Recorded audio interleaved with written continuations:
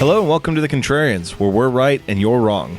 I'm Alex. I'm Julio, and thank you for listening. If you like what you hear, head over to Apple Podcasts to subscribe and leave us a 5-star review. Help promote the algorithm and spread the word. You can also find us on SoundCloud to subscribe and review. And don't forget to visit our main website, wearethecontrarians.com. Follow us on Twitter at Contrarian Prime, and to like us on Facebook, visit facebook.com/Contrarian Prime. And if you have the willpower to keep up with our pretentious ramblings, you can follow us individually at Contrarian Alex for myself and at Ovnio for Julio. That's OVNIO. Now, time for the podcast.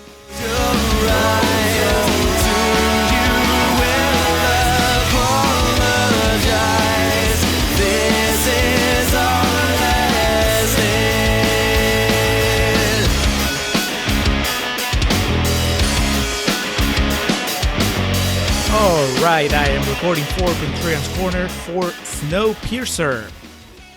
Hello and welcome back to the Contrarians, where we're right and you're wrong. My name is Alex, joined as always by my cohort, Julio. I guess not a co-pilot. What do you call a conductor? A co-conductor for today's intents and purposes. What's a cabin mate? Is it cabins also in trains? I don't know. Someone to wear pajamas with and eat steak with is basically what my main takeaway of it was. We are here today, Julio, to talk about 2013's Snowpiercer. I thought this was before the first Captain America, but Chris Evans dipped his toe into the artistic pool, did he not? No, right? Because Captain America's 2010, 2011? Yeah, again, those kind of blend together, so when I had to do my fact-checking on that, I was just kind of surprised that he went this route after already cashing in the big checks. But yes, the first Captain America was 2011, so he had already assumed the role of Cap and just decided to do something really gross and dingy and dirty and smelly, and that was what we're here today to discuss. He was like a rebellious teenager. It was like, where do I go after I've succeeded as much as I can on my field? Well, I'm just going to throw a tantrum on an artsy movie. Julio, we are joined today by a guest, though, as, every once in a while, someone from the podcasting community, a friend of ours, will come and join us on here, and I think there's a bit of reason behind this movie. So before we go ahead and introduce our guest, let's go ahead and get the pleasantries of the Contrarians out of the way. For any and all returning listeners, thank you very much. For any new listeners, greatly appreciated. Give us a second here. We'll get to our guest in just a moment, and we'll get going after we explain what it is we do here. Here on the Contrarians, we like to rage against the Rotten Tomatoes machine. As we say, we find a movie on Rotten Tomatoes that is highly rated, a lot of times known as certified fresh, that beautiful IP of that tomato with that sash on it. And we will make a case for maybe why that movie's a bit overrated, maybe why the critics were a bit too blowhard on it, find some of the negative elements that were kind of overshadowed or just downright ignored, and bring them to light. Conversely, we'll find one of those nasty green splotches. We shoot for usually about 30% and below the rotten films as declared by Rotten Tomatoes, and make a case for the positive merit that those films have, and maybe some of the things that were overlooked or unjustly scrutinized. Being that 2013 Snowpiercer, directed by Bong Joon-ho of very recent fame, sits at 94% on Rotten Tomatoes. We will be making a case. We'll be cutting this down to size, just cart by cart. We're going to be dissecting this train. But, Julio, if listeners want to know how we and our guest feel about this, they just need to hang around to the second portion of the podcast. That's correct. Once we get to the second half of the show, the aptly named Real Talk, then we'll be sharing our true feelings about this movie. In your case, Alex, this is your first time watching it, and you sent me a couple texts a little while ago, so I know a couple of things that you have to say about the movie, but that doesn't really even hint at what your final actual score might be. In my case, this is probably the fourth time I've seen it, and I don't remember what I've said about it on the show before, so either way, those two things are big question marks. Now, as far as our guest, and she's boarding the train right now. As far as our guest, she suggested this movie. She first suggested this movie for the show, and then she said, "And damn it, I want to be part of this." So she's here in that kind of unless her opinion has changed in this last rewatch, I think Real Talk is mostly going to be her praising the work of Bong Joon-ho and Chris Evans and everybody else in that filthy train. But I don't know. We could be surprised. Whatever the case, Real Talk is when you find out how we all really feel. Let's get rid of the suspense, Julio. We've been teasing. We got a guest on here. Why don't you go ahead and introduce her? I was letting her put her luggage up and, just get. Did you not pay attention to this movie? We got to cram everyone on and just get going. That's you got to find me in the crowd of dirty people. You got to lift Octavia Spencer's skirt and find you there. Well, that voice is Jocelyn Martin, which old listeners of the show might remember our female filmmakers arc from a few years ago. And that was the first time that we attempted to get Jocelyn on the show. But Jocelyn is such a busy internet personality. Yes. And very, very busy and important. Yes. So yeah, that couldn't happen. There were scheduling issues. But now, finally, everything aligned. The planet literally froze over, and we were able to get Jocelyn on the show.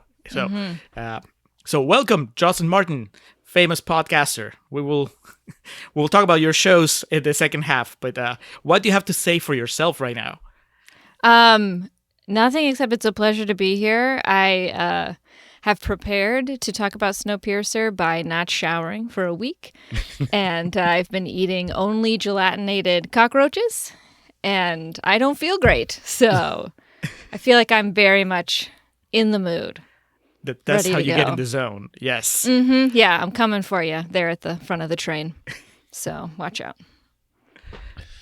We go from the Lazarus, the boat of our last episode, and Jason Takes Manhattan, to the train designed and rolled out by Wilford. Does Wilford have a first name? Ed. Ed. He's just the omnipotent Wilford. Yeah, there's a lot to get to with this movie, and we've boarded, we're taking off, so now it's just the pre-ride instructions. Julio, as I mentioned, 94% on Rotten Tomatoes. That means, most of these critics, this was before Parasite, but they were already all aboard the Bong train. And what were they saying about this? Let's grab a few quotes from the Rotten Tomatoes website, starting with Dorothy Woodent from the Tyee, British Columbia, who says, "It is so rare that something lives up to expectations that it can feel like a goddamn miracle. Ladies and gentlemen, I give you Bong Joon-ho's Snowpiercer." I don't know how this could live up to anybody's expectations, because how could you expect this at all? I guess maybe she read the graphic novel that this was based on. Was it based on a graphic novel? A French graphic novel. I Ooh. Yeah. Les Transpercinagen. I'm sorry, I can't. It's right in front of me, but it's the Snowpiercer. Yeah. Later retitled The Escape. Okay. And Peru is where is the Chris Evans? Where is Captain America? David Sims from The Atlantic says, "That rare experience you don't get to have much in the summer anymore. A loud, clanging, original action flick that's grabbing you by the lapels and yelling in your ears." That doesn't sound like a pleasant experience, David Sims. Do you like being grabbed by the lapels? Being yelled at by a movie? I don't know. If Chris Evans is doing it, I'd be down for it. If Alison Pill was doing it, I'd be down for it. Put me on that train. How about if Billy Elliot is doing it? Did you even recognize Billy Elliot in that movie, Alex? I know Jocelyn looks like she's a big fan of I definitely did. J.B. Bell. Yes. No, I can't say that I did. It's his Chris Evans' sidekick. Oh, okay. You've seen Billy Elliot, right? He just wants to dance. He wants to be a ballet dancer. Oh, yeah, that's why you know that. And his father doesn't want him to be a ballet dancer because no son of his is going to be a ballet dancer. Nope. And you nailed the accent, too. That's the movie that on Modern Family, Cam and Mitchell talk about, because every time Cam tries to explain the plot, he starts crying. Yes. Yes. Yes. And finally, Nguyen Lee from the Script Lab says, "The right ticket to spend on is the one that will get you onto a train. This train. All aboard." I had to include it because, there are so many train puns I figure I would throw the Script Lab a bone and feature theirs. All aboard, Alex. Let's take off in the most awkward way possible with the very first thing that hits the screen is the Weinstein Company. So puts you in a certain state of mind. This movie is streaming for free on Tubi, so that is how I came to watch it. Jocelyn, do you own this? How did you watch it for this discussion? I chose to watch it with commercials, so it was free on Amazon Prime, which was upsetting. But the first time I watched it, it was on Netflix for a time or something. You know, they rotate through. Mm-hmm. Somehow I had a streaming service that I could watch it all the way through.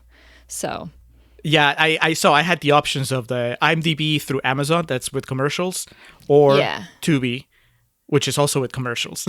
So either way, I was going to get hit with some force breaks in between some of the craziest things happening on the screen. Mm-hmm. Good old Tubi coming to the rescue, and I guess sometimes Amazon Prime IMDb will do it too. Because, this is not streaming anywhere else.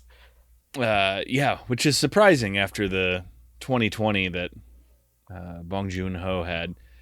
As we go into this, I would just like to remind my co-host and our guest, I have still not seen Parasite. I plan to, and I've been relatively spoiler-free up until this point, so if you're going to make any parallels or allusions to one another, let's keep them vague. Good. I'm glad you did that, although my only Parasite-related note I have is the dad from Parasite, because the guy that they free... the guy that's the prisoner that they rescue, he's the dad in Parasite. And I can never remember his name, like the actor's name or the character's name. Kang Ho Sung. Yeah. Well, it's a lot easier for me to say the dad from Parasite because that way everybody knows who I'm talking about right away, except for Alex, I guess. I do now. So, all right. So the Weinstein Company starts us off with Snowpiercer, and right away, kind of a odd play. My note says jobber credits in the opening. We go through all the shit that never makes it onto TV at the Oscars in the opening credits. It's not just Chris Evans is the Snowpiercer. We're getting information on makeup and who did the music and shit. It's is this something he did in Parasite? Is this what does he like to front load and show, hey, these are all the people that made it? I don't remember how it works in Parasite. I just hear, my assumption is that he had so much backstory to get through in those opening sort of voiceovers before you actually get to the train, that he was like, well, we're done with the main credits and we still have about 5 minutes of exposition that we have to deliver. Just keep throwing people up there. Keep going, because we still have to tell him about the chemical that we released and all that other stuff. So that would be my guess. But, it's been a while since I've talked to Bong Joon-ho. So I don't know. I'll have to check with him next time we talk. So, as opposed to just trying to make sense of what happens here, as we do from time to time, we turn to good old Wikipedia, and I'm just going to kick us off here with the plot summation. Being 17 years after an attempt to stop global warming via climate engineering catastrophically backfires, creating a new ice age in 2014. Parentheses, shit, I couldn't even pull it off. I was going to say, if you're looking for Ice Age with Ray Romano, click here. The remnants of humanity have taken to a circumnavigational train, the Snowpiercer, run by reclusive transportation magnate Wilford. The passengers on the train are segregated, with the elite in the extravagant front cars and the poor in the squalid tail compartments controlled by armed guards. There's an actual chemical they name later in the movie, if not in the beginning, I didn't catch, CW7. So, as with most things, especially modern movies with all the politics that come into play, they're just trying to show us right away how stupid we are. They're like, your naivety will get the best of you. But Bong Joon-ho, he couldn't even be patient about it. He couldn't even base it 10 years in the future. It's supposed to take place months after this movie's release, which we weren't that bad off yet. Yeah, but maybe, no, I was about to say he saw Trump running on the primaries, and he was like, we're done. Gotta get this out. What you just read, that is kind of cheating because, well, Jocelyn knew that and I knew that because we'd seen the movie before. But I can only imagine, Alex, how difficult it must have been for you coming in cold into this movie and taking notes, and knowing that you had the responsibility of leading us in this journey of recounting the plot, because this movie takes forever to actually explain what's going on. So were you like thrown into this train and just at a loss for a while, trying to like figure out why they were stuck in a train and why they were being oppressed and what that had to do with global warming? I mean, I've seen Waterworld before, so I basically got the gist of what was going on. But Same thing. Yeah. I don't know. I knew the basic premise of this. I didn't know it was all caused by global warming per se, or I knew it had something to do with climate change, but I didn't realize it was because that Simpsons joke, we fired a missile at it to try to fix it and it backfired on us. But I mean, that is certainly in a lot of cases something I appreciate. As I've talked about numerous times on this podcast, I'm a big fan of like being dropped into a universe and kind of just having to pick up the pieces and figure it out for myself what's going on, as opposed to just being kind of coddled and everything explained to me. There's extremes to that, though. I shouldn't be having to look up shit online to figure out what's going on in your movie. And that's what I found myself doing here. My notes right off the bat is just like 17 years, global warming, ... This is a terrifying scenario. Serious Chris Evans is back. We all eat Jell-O. Those are my first few lines of notes, just trying to figure out what's going on. Jell-O, we should be so lucky.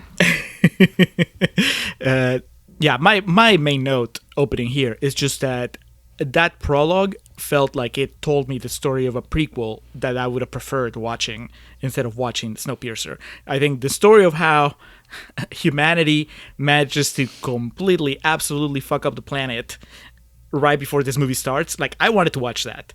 And then, okay, if box office is good, then give me the sequel of what happens in the train. But the real story, what I'm going to connect to, is just seeing the world attack global warming the worst possible way, like you said, by shooting at it. That's the American way, though, man. Just firing up.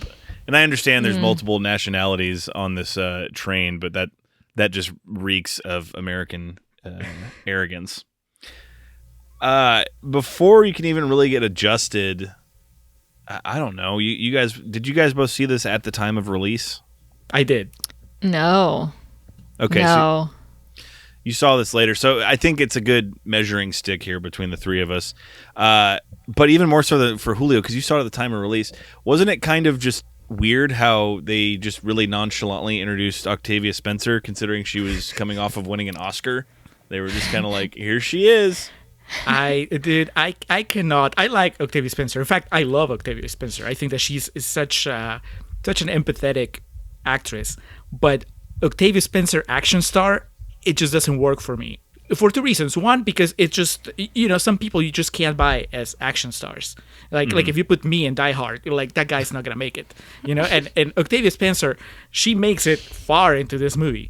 So don't buy it. Number two, because I love Octavia Spencer, it's just like a little too much to see her get beaten up in this movie. I'm just like, I don't need to see that, like have them punch Chris Evans. I don't need to see Octavia Spencer with a black eye. So it was not a pleasant thing just seeing her. And that's almost rounding out our cast of characters in do they call it the foot or the shoe, the tail? What do they refer to it as? The back section? The back. Yeah, the back section. Oh, I've got shoe on the brain because we have. They are the foot, though. You're right. The foot, yeah. Yes. Tilda makes that metaphor. Yeah, we get the big shoe speech. That was on the translator's day off. That whole speech, it was just Bong Joon-ho had some serious difficulties with the screenplay in that part. So officially rounding out the 5-piece, that kind of helps facilitate the operations, or at least is prophesizing this whole takeover, this hostile takeover. We have Jamie Bell as Edgar, who is the sidekick to Chris Evans in this, and then John Hurt as Gilliam, who is like, I don't know. Not William Hurt. I was going to say, who is over Morpheus? Isn't there someone like an old timer that's over Morpheus? Would that be the Oracle in the Matrix? I think so. You're the one that's seen those more recently, Alex. I know, and I can't stop thinking about him because I have watched the first two recently. There's like an older captain, I guess, that kind of dresses him down in the sequels. Like, oh, you're a fanatic and I'm a real believer. Yeah. But that's not the vibe you get from John Hurt here. He's such a nice old man. No, but he's still like one step over Morpheus. That's what I'm saying. Like I was trying to think of, he's like a nicer version of Morpheus. He's all knowing, but he's not, kind of a bitch a lot of the time and not very condescending. He's really one of the more likable characters in this movie. So it's, natural by the end that you just fucking hate him. It makes all the sense. I mean, I don't know. I'll throw this to both of you. To me, and that is my note, I'm like, there is no movie that wouldn't be improved if you replace John Hurt with William Hurt. How do you feel about William Hurt, Jocelyn? How do you tell the two apart? Well, one, I don't think William Hurt has a mustache. I gotta look him up. So William Hurt would be the sexy man in Michael, which is a movie we covered on the show. He was also in Lost in Space, the movie. He was Kevin Costner's conscience in Mr. Brooks. Yes, he was. Ah, I know this guy. Yeah. He's just younger, basically. He's the exact same person. He's just younger. I mean, I would like to see him just kind of leading the resistance over here, mentoring. Okay. Because he's not so frail like John Hurt. It was like, come on, how is he still alive? Are they related? They're not. And I found that out last night. The Hurt Bros. Did you know, Alex, that they're not like father and son or even older brother and younger brother? I did not know that, no. Which, you would think that it's actually pretty obvious because John Hurt is British and William Hurt is American. But it wasn't until I was reading up. Good point. They could have grown apart. But anyway, yeah, no relation. But still, one is a much more, I guess, has a much more stronger persona. And I think that one fits in this train from hell a lot better than the other. But what you gotta do? Also important to note is William Hurt's arm and leg could have fed a lot more people. That's true. Just thinking logistically. Tastier too, probably. I mean, he is younger, so. Juicier. We do know that. So they are staging a prison break. Again, we're dropped into this world, so you kind of have to pick up quick or you're going to get left behind. The idea is they are in the back, the last cart. They're in the doldrums, and there's a system of gates that operate, and they have basically a window of 4 seconds to get through. The reason these open up when these guards come to feed them each night. So they've devised like this massive battering ram type contraption that's, I don't know where they got all these supplies, but they did. And so their object is to blast through the guards and basically get into a position where it's just going to jam all these doors open, and so they can't close. And they want to get to the holding cell, is my understanding, because they're going to free the gentleman who designed the security grid. I know they want to get to the front. At this point in the movie here in the first 20 minutes, is it specifically laid out what their plan is when they get to the front, or just they want to get there? I'm going to say no. All we know is that they want to get through the doors. They want to take the engine. Yeah, they keep talking about wanting to take the engine, I guess. But what does that mean? We don't even know. Yeah. You don't even know that the train is going around the planet until, I don't know, an hour and a half into the movie, I think. So at this point, you could just be thinking that you're watching a regular train journey gone horribly wrong with the really evil foot soldiers here. How lost were you, Alex, when because I think this is around the time that Tilda Swinton shows up.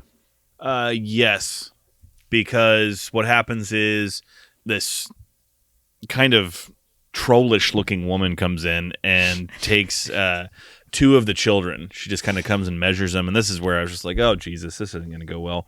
And then she takes them out of line. And one of them is Octavia Spencer's kid. And the other one is this, I don't know, Irish, Scottish, maybe the guy who freaks out because his kid's being taken. And honestly, all I could think of here was Austin Powers. And he throws his shoe at this woman. And I wrote down in my notes, who throws a shoe, honestly? And so, we're recounting the plot here, but we're going to get into it. Basically, it's as good of a time as any to bring up this shot specifically. He throws the shoe at this broad, and then it hits her in the head, and she starts bleeding. It's like, your classic, just kind of one trail down from the forehead. And then she, wipes it off with her hand and licks it. for the entire duration of the movie, I was waiting for that to pay off. Like, it was like some For level her to of get COVID. no, it was some like type of sustenance, or even something like Gary Oldman in The Fifth Element, how he like bleeds motor oil, and just I was trying to figure out what the purpose of that was, and I guess it was just a character quirk, because no other character does that in the whole movie, and there's a lot of blood. Yeah, that actress just improvised that on the day. She got away with it. She saw all the weird shit going on and was like, and what if I lick my blood after? Why not? We're throwing shoes at people right now, so it might as well. That guy, by the way, Alex, it's that's Spud from Trainspotting. I don't remember if you've seen Trainspotting. Many moons ago. Yeah, he's one of the junkies that's friends with Ewan McGregor in the movie, and I've seen him in other things before, and he's always just this long-suffering character. Always horrible things are happening to him. So of course they were gonna take his kid here, and of course he was, because Octavia Spencer, I guess she didn't throw her shoe at anybody, so that's why she only walks away from this with a black eye. But Spud from Trainspotting, he gets it bad. They take his arm off. Oh yeah, this is what enter Tilda Swinton as Mason. They address her as Sir. There's a lot of stuff like that in this movie that I quickly realized you're best off not trying to make any sense of it. But you're like, this was not written by a native English speaker. Yeah, my note just, oh great, here's Tilda Swinton. Jocelyn, I have heavy beef with Tilda Swinton, basically because I watched We Need to Talk About Kevin, and everyone in that movie, with the exception of John C. Reilly, has had like this insurmountable hurdle to jump over with me. So yeah, Tilda Swinton's still working her way back up. I recognize she's a great actress, but she showed up here just basically looking like Liam Gallagher in 20 years. She has the big fake dentures, the haircut, the big glasses. She is second in command to Wilford, and is basically there just to keep people in order and to remind them, who's the boss. It's not Tony Danza, it's Tilda Swinton. And goes on this spiel and makes the analogy about the shoe. The shoe is important, but it is not the brain. And all the while, the guy who threw the shoe, man, this is some crazy shit. My notes, like, I just stopped and I was like, what is going on? And they stick his arm out the train through like this little glory hole they cut in it, and it freezes. And then they pull it out and then they smash it with the fucking sledgehammer. It's wild. There's Jason X, where he freezes a woman's head and then shatters it, but that shockingly wasn't nearly as brutal as this. When y'all saw this both for the first time, were you expecting it to be as violent as it is? No. I had no idea. I vaguely was aware of Snowpiercer. I had no idea who was in it. I didn't recognize Tilda Swinton on the kind of the thumbnail. I didn't know Chris Evans was in it. I was uninterested in Chris Evans. He was Captain America. Big deal. Don't really care. So in the middle of the pandemic, we started having movie nights, and we would trade off. Every Friday night was movie night, and we would pick a movie, and we wouldn't tell the other, my husband and I wouldn't tell the other person, like, which it was. And I was like, here's a weird movie we're going to watch. Like, who knows about this? I didn't even know Bong Joon-ho had written and directed it or anything. So this is actually the film that like sent us down a Bong Joon-ho rabbit hole, which is a very pleasant rabbit hole to go down. Anyway, I had no idea it was as ruthless and bloody and just, it's relentless. It's very violent. I just love the idea of you two just awkwardly sitting on the couch watching these horrible things happen. Like, hey, date night. With the popcorn. I think that it's something that happens on the rewatch, though, is that once the shock value wears off, we're like, this is not practical. So many things that happen in this movie are just not practical. It just feels like Bong Joon-ho had this image in his head, and he's like, well, we're going to get there. We're going to put that on the screen, and I don't care about the logistics of getting there. So, yes, on paper, the idea of a guy with a frozen arm and a different guy with a giant sledgehammer breaking it, I'm like, that's awesome. But connecting the dots to get there, that doesn't really seem to be Bong Joon-ho's forte. You know what I mean? Like, there has to be an easier way of taking a guy's arm off than cutting a hole on the window of your train and sticking his arm out for like 12 minutes or something. I guess, what was the original intent of the hole? Like, When you designed this train, were you like, and we'll have a hole where we can stick arms out to punish people for insurgency? Like, that was some forethought that I don't see reflected in the rest of the train, which I'll get into later. But I think that they were just improvising, I guess, as they've been on that train for what, 30 years now? No, 17 years, however long. And at some point, maybe what was originally a glory hole became a torture hole at some point. it's a very large glory hole, Julio. Well, For real. it's the back of the train. Someone is exaggerating a little bit. It's the back of the train, so it's like a communal one. You just like... Oh, I see. Yeah, Okay. It's a Wow. group glory hole. Ooh, the future is bright. Okay. Listen, I hadn't even made that connection. Alex is the one that brought up those words. Well, I didn't say communal glory hole. That's all on you. I probably won't be using that phrase, but despite my feelings on this movie, I definitely will be stealing Mason's "be a shoe" when she tells the whole back of the train. That I guess that's their operation life. So that's God. I wish I had that line when I played video games online, just yelling at people to be a shoe. Be a shoe, and so it is. So it is. We find out bullets are extinct, which we see Chris Evans kind of looking in. It's kind of the fucking Ocean style setup for the jailbreak, the slow motion shots of them like casing the joint, and he just sees the clips and these guns are empty, which I'm kind of surprised it took them 17 years to figure out they would eventually run out of ammunition. But, it is what it is. So the time comes, they breach the gates, they get through to where they need to go, and the chaos starts right away. It really reminded me of like a Final Fight or a side-scrolling beat 'em up because they get through the first few decks of just, guards 1, 2, and 3. It's like a Streets of Rage type thing. And then they get to the end of the row and there's like the bigger guard that's swinging. I don't know if it's like a kettlebell or what the fuck he's swinging. But then is he supposed to be Gilliam's son, the guy who doesn't speak at all but kills maliciously? Oh, tattoo guy. Yeah, the ninja that they have among the ranks. I don't know.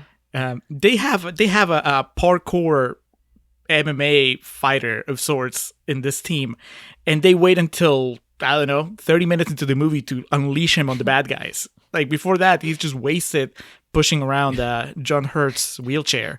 Why wasn't he the front line? Right. Like, I mean, Chris Evans is Captain America, but he doesn't have his shield in this movie. The other guy is just bouncing off the walls and just being really creative with the way that he kills people. Why isn't the movie about that guy? Because he wasn't Captain America. Oh. Enter Kang Ho Song. Is that how I say it? King Ho Song. The dad from Parasite. Yes. Enter Kang Ho Song, the gentleman Minso, who was the designer of the security grid on the Snowpiercer.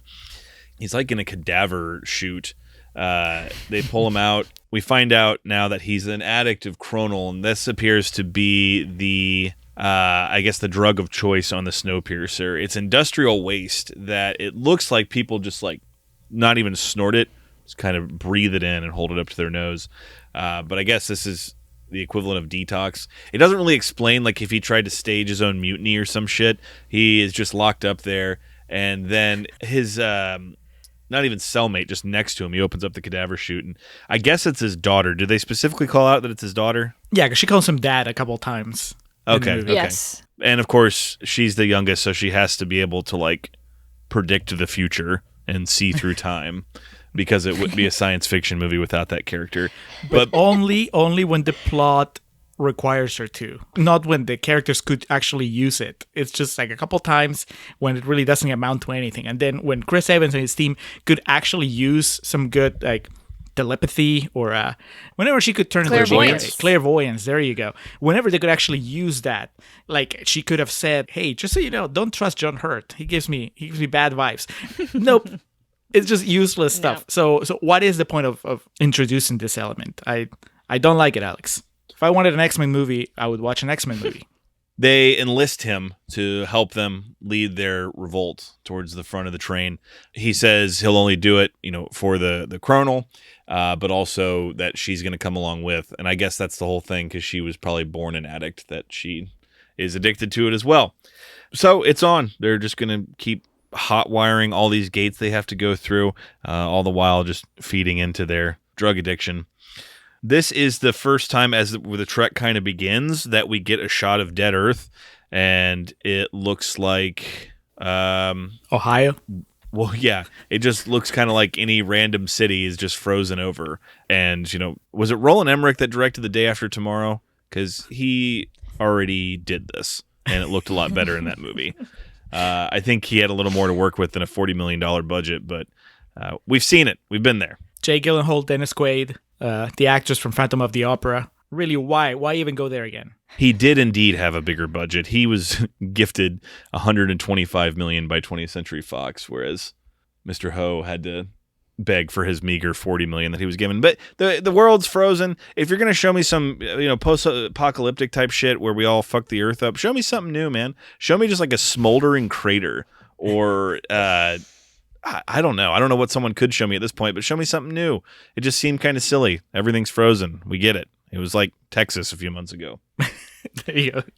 Show me like the desperate people frozen in motion. Well, even then, it's not relatable because there's not like a frozen Burger King. It's just all generic places. Like, show me, a Tower Records or something that was frozen and abandoned. Or show me the last Blockbuster. Just like, yeah. Oh, Burger King, you'll miss it the most, huh? We all go for what hurts the most. Yeah, we loved you most of all. I would say Whataburger, but that's not universal. There's not people that will get that one everywhere but the South.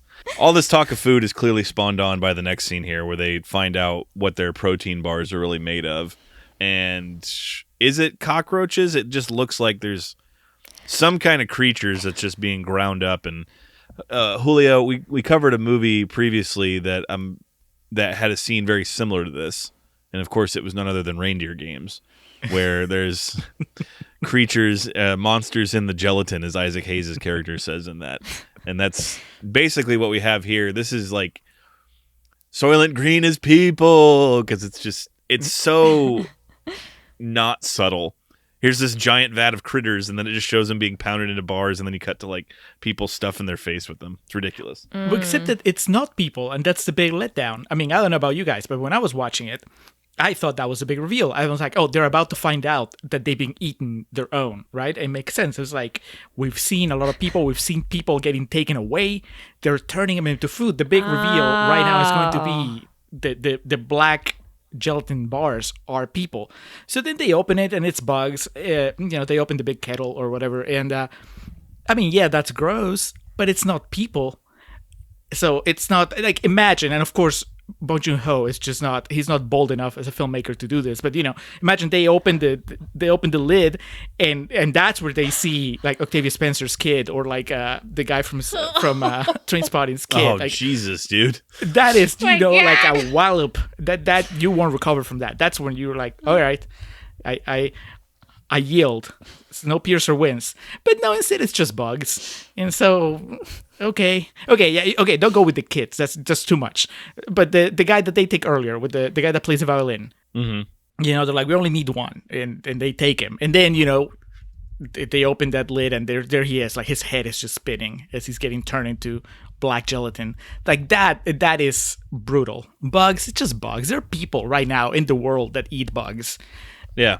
Just unprompted. That's true. They're not trapped in a train. So it was like, okay, it's gross, but it's not like the horror. There's so many more horrific things going on in this train. The way that they overreact to finding out they've been eating cockroaches. I mean, it's apparently they didn't taste too bad because Octavia Spencer was just chomping down that entire scene. For real. He didn't even like stop her. He just like told the illustrator, like, you can't let people know what you've seen. Then he looks down and he's just like gives the thumbs up to Octavia Spencer. All right. So now it's time for some action to pick up. We've had the gross out with the bugs. It's time to get to some carnal rage here. And Min-soo goes to basically hop the next gate, and his clairvoyant daughter Yona, this is where she realizes, but it's too late. Just yells, lock the gate. And this thing opens, and there's this army, and then all of a sudden, fucking Zack Snyder's directing it because we just go into like a 6-minute slow-mo sequence. Yeah, and unfortunately, Bong Joon-ho is no Zack Snyder. So this is just somebody imitating someone that's better than them. I don't know. I mean, my main thought is because he gives me so much time to think about it, because it just, it's slow motion after slow motion. My main thought was why did it take the bad guys so long to regroup and send the army? Like the riot police is there, and they have weapons and they have like special glasses. They're armed and ready to go. And why didn't this happen like as soon as they breached the first barrier? Why did they take so long? And then number two, after 17 years, they would have had like a plan in case something went awry. Right. And they'll be just itching for action, right? If you're like... It's not even the first time this has happened. Yes, this that's is true. like the third or fourth time. So like, I don't know, guys, get it together. Their response each time was, well, it won't happen again. Or no. Yeah. Each time it happened, Wilford and Mason just offered thoughts and prayers and said, Right. Right. They fired the one guy in charge of one of the units. They're like, all right, now we're good to go. So it's an army of men with axes and just machetes and whatnot. And, we talked about the lack of subtlety thus far. And one of them even just like takes a fish, shows it to Chris Evans and the whole horde of miscreants, and then guts it, I guess, to symbolically show what I'm going to do to you. And I'd say symbolically, like, I don't understand what that is. Again, if this happened, like, really quick, or just, like, one of the big dudes in the back just held up a fish and gutted it, that'd be kind of cool. But, again, this whole slow-mo sequence, and it just felt like it took forever to get where we were going, and when they finally just started going to battle with each other, it was just like, all right, here we go. And then it just turns into pretty much Old Boy. Goes in that side-scrolling with Chris Evans just wreaking havoc. And we even get a fucking pratfall. Yes. I guess the idea here that Bong Joon-ho misunderstood the expression of you don't introduce a gun without paying it off. He thought it was a fish. So he introduced the fish here, and then like 2 minutes later, Chris Evans slips on it. What is going on? It's just so dumb. Is it a comedy, maybe? And we just don't get it? Could that be? Have we misread this entire film? It's lost in translation. We're just taking it too seriously. The dark humor. He hadn't perfected yet the dark humor that finally got him an Oscar with Parasite. Yeah, This was trial run for the award season. It's like, well, what do Americans like? They like people falling, pretty people slipping. Yeah. They like Captain America, and they love people slipping. In slow motion. So this is as if it wasn't enough that the movie is dripping with slow motion at this point. This really long fight then takes a break. The fight is so long that they take a timeout to catch their breath. Do either of y'all have anything in your life as important as this that you would stop, like a battle to the death to celebrate? This completely took me out of it because they realize that it's the new year and they all count down together and say Happy New Year. And then Billy Elliot is like, I hate getting older. And it's like this moment of reprieve. And then, of course, they just go back to killing each other. It's I don't know if there's anything that I could just drop. If someone had a knife to my throat, I don't know if I can drop it and just say, ha for anything. Oh, dude, I mean, I'm not gonna lie, the 2016 presidential election results, whatever was going on when they announced, it's like, I don't care. Hold your fire. And then, okay, resume with a big smile on our faces. Just to be clear, you meant 2020. You said 2016. Oh, yeah, no, 2016. Well, it was the same thing, only we resumed with a big frown on our faces. Oh, my God. We resume with just the absolute fucking the expression of Gilliam, just kind of like what have I become? This upside down world is so hard to navigate. Yeah, that was the equivalent of slipping on that fish, and it took 4 years for us to get up. Instead of fish, it was democracy. All right. Yeah, it's a fucking wild battle. We had mentioned earlier the hyper violence in this. What it leads to, unfortunately, is Jocelyn. Is there any backstory behind like the two big henchmen for Mason? They play like what seems to be like a paramount role in this, but it doesn't seem like too much backstory is given to them, nor are they played by anyone of note. No, I don't think so. I think, and really only one of them is significant. Well, I guess there's the weirdo bald guy later on, but the guy who kills not William Hurt. Right. He becomes like, he makes eye contact with Chris Evans through the television monitor, so it's on. It's a little tete-a-tete, since this is French in nature. Yeah, but I don't know the significance of that, except wasting a lot of bullets through glass. And the one guy with the good hair gets impaled in this scene, too. Oh, because that's the guy that kills Billy Elliot. Mm-hmm. The survivors of this battle do take the bridge, though, and Mason, Tilda Swinton's taken hostage by Curtis. And basically just sits her down, and they borderline are like torturing her because she's a hostage now, and they cut a deal with her that she's going to take him to Wilfred. And again, the specifics aren't too well laid out, but the idea is, we're going to take you captive, and then you're going to take us to the front of the train, and then we'll take it from there. I mean, that is as far as their plan goes, because I don't think they even know for sure what's going to happen once they get there. Not even John Hurt seems to know, or at least he hasn't told them. So this is around the time that I felt that the movie just, not that it wasn't heavy-handed before, but I mean, I think about an hour in, you just start really getting tired of or maybe enough of the message seeps in that it starts getting in the way of the enjoyment of the movie, which is just this really, I guess, that heavy-handed condemnation of the 1%. It's like, these are the oppressed people, the people that apparently snuck into the train without a ticket, and now they're just demanding to be served like the people that paid good money to have good seats at the front of the train. Especially once moving forward, we start going through the nicer part of the train, and Chris Evans and his gang of criminals start just demanding to be treated equally, and they want sushi and they want to party and all that stuff. It just, to me, and again, not to get too political again, but at this point I wrote, my note says, this movie is the guys who stormed the Capitol. Like, in their minds, they're the heroes and they're doing this like awesome thing. But surely there was like a more peaceful way to, kind of like move forward into the society of Snowpiercer.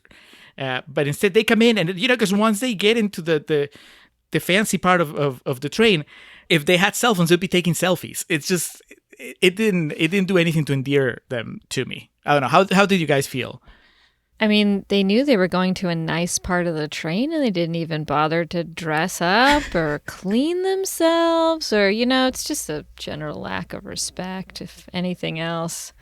And diplomacy, right? Like, it's always one-way communication. They're getting these little capsules of notes. Maybe send a note back, A thank you would be nice. A nice stationery.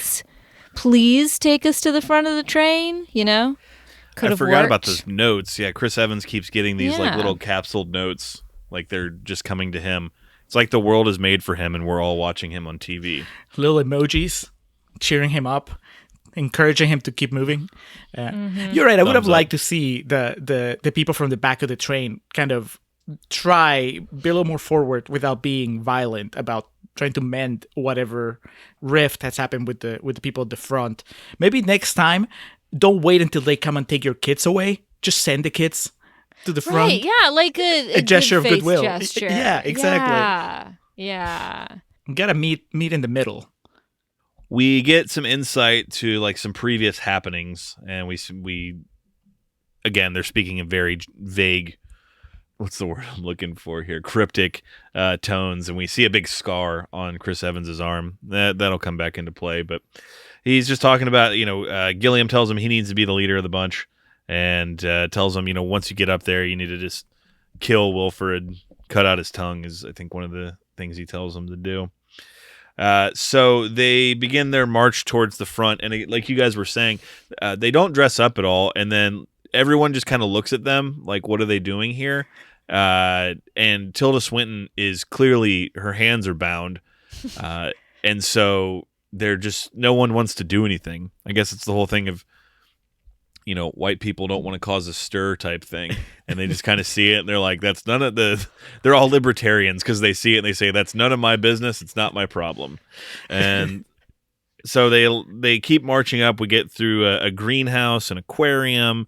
They eat some sushi. It's obviously the accommodations are much higher at the front of the train than the back.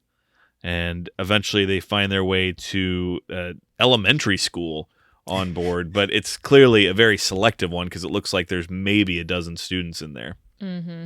This is the big, I don't even know if it's an Oscar clip, Alex, but whatever Alison Pill is doing here, she plays a teacher. Mm-hmm. It's just, if it was an Oscar clip, it would be a category of its own. The Cringe Award. Cringe's performance in the motion picture. That's rough, man. I like Alison Pill in regular life. Like she's great in Scott Pilgrim, great in the Newsroom. She's not great here. I mean, if you guys feel differently, feel free to tell me. But it was nails on a chalkboard. She is an insane elementary school teacher who's brainwashed and just, Scientology brainwashing type scenarios where they have all these things to recount, and it's a lot like another Simpsons reference, the Leader episode. The leader is good, the leader is great. We surrender our will as of this date, and they just everything they think Wilfred created. For us, the audience, though, we get a little bit of exposition during this scene of Wilfred was the man who created this train system, basically bringing together all other transcontinental railroads and like a self-sustaining train that could circle the country or the world, in 1 year. And everyone thought he was stupid for thinking that. And then they all got what they deserved because they froze to death when CW7 came. But yeah, Alison Pill's pregnant. I guess, is it Wilfred's kid? Is that what we're led to believe? He's just spreading his train seed all over the place. Interesting theory. My mind didn't go there, Alex. But now that you brought it there, can't look away. Ooh, scandal. I mean, Wilfred, when we finally meet him, he's a pretty attractive man. He's certainly charismatic enough. I guess not for Jocelyn, based on her reaction. Are you not a member of the Ed Harris fan club? I mean, oh God. I guess if we were the last two humans alive on a very large, long train and everyone else had frozen to death, I don't know. I don't really know what I would do. I mean, you've watched the movie. Do you have better options? Sure. Ed Harris, fine. Under the right circumstances, I'll consider it. The world freezes over, and it's just the two of you in a train that's going around the planet. I mean, that's where the negotiations start. Yes. And he has steak. He has a nice steak dinner. We're getting warmer.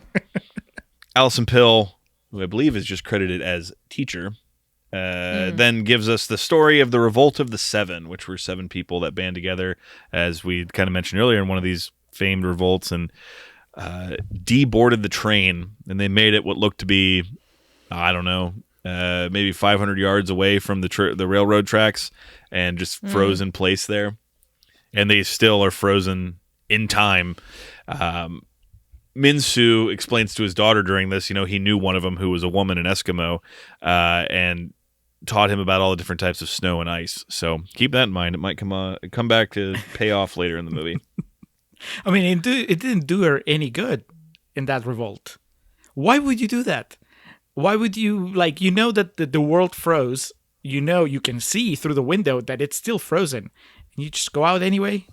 I mean, were they really surprised when, 100 yards from the train they froze?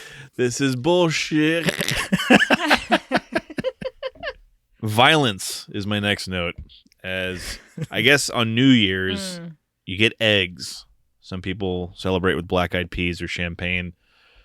The Snowpiercer celebrates with eggs. This bald, Moby-looking motherfucker brings out these eggs, and I guess they're fresh from the harvest, and begins feeding them, handing them out, I should say, to the kids, the people from the foot, the shoe, towards the front, moves past them, gets towards the rear more and more, and we get this, it's very out of place exchange.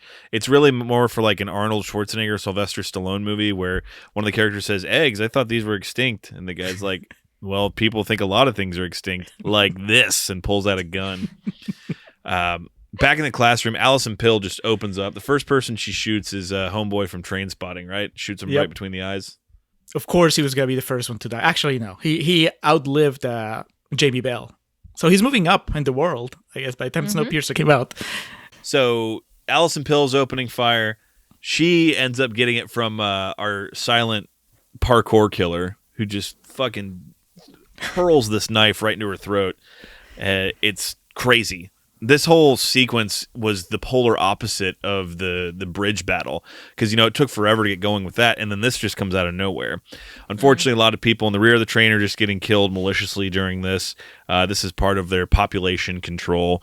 They have to keep it at, 74% in order for it to be functional? There's some exact number they give and reasoning for it. So, but the big reveal here is that there are bullets. So the bullets were not extinct. They were only extinct as long as the plot required them to be extinct. And then they just brought them. I mean, how does that make any sense? It's like, if you still have bullets and you have guards going into the most dangerous part of the train, why wouldn't you don't have to give them, 10 magazines each, but give them at least like a couple bullets each so that if somebody something to make pulls, a statement. Right. If somebody pulls the shit that Chris Evans pulled here, because his big moment when he starts the rebellion is he grabs a guard's gun, puts it to his forehead, and then pulls the trigger.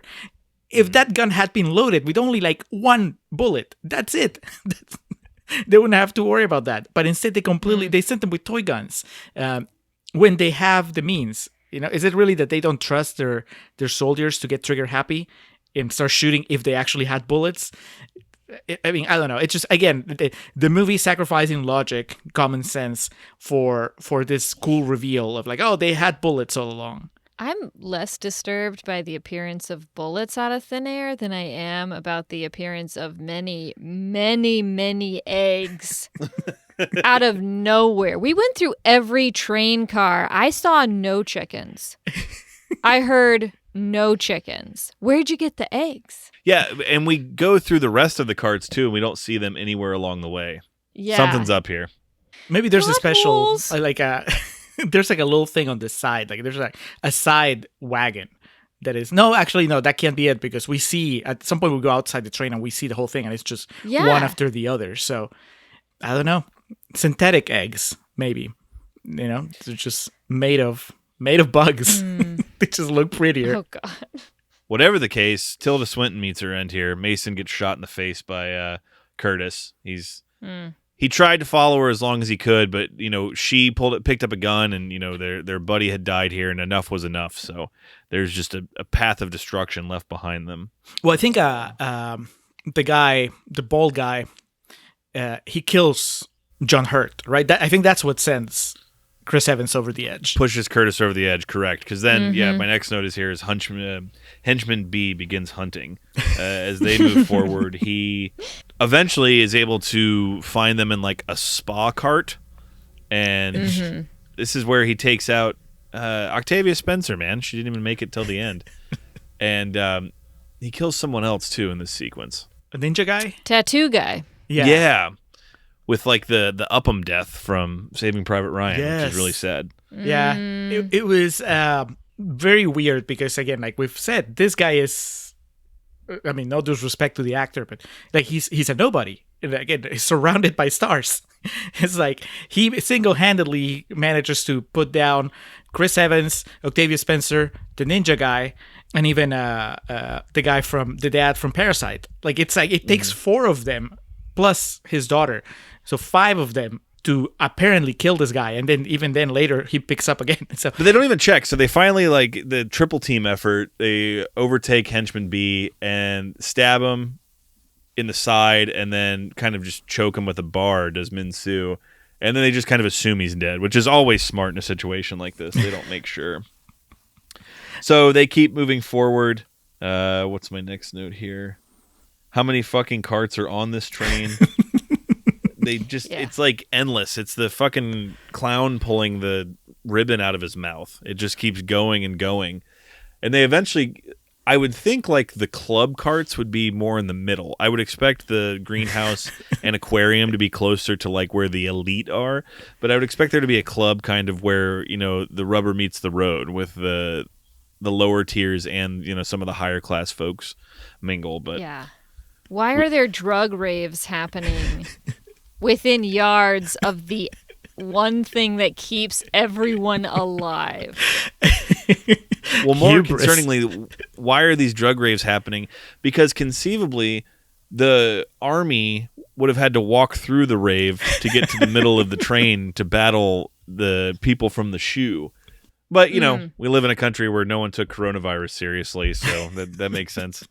Those people That's just, true. with their drinks, saw those armed guards walking by. Yeah, man, fuck this. I'm here to party.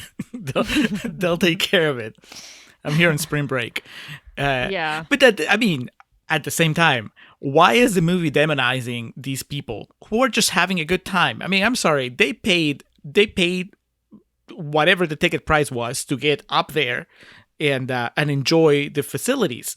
So somehow Chris Evans and his people, they look at them with just disgust, like how dare they enjoy what they paid for.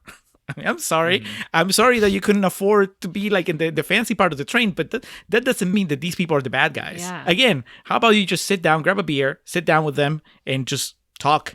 That instead of walking past and Get just, their perspective, Yeah. Like, what's their experience? how many bugs have they eaten? Maybe they know where the eggs come from. Is industrial waste even illegal on this train? You know what I mean? I think that Chris Evans in particular needed to just unwind. If he could have just relaxed a So little tense. bit, this movie would have ended much differently.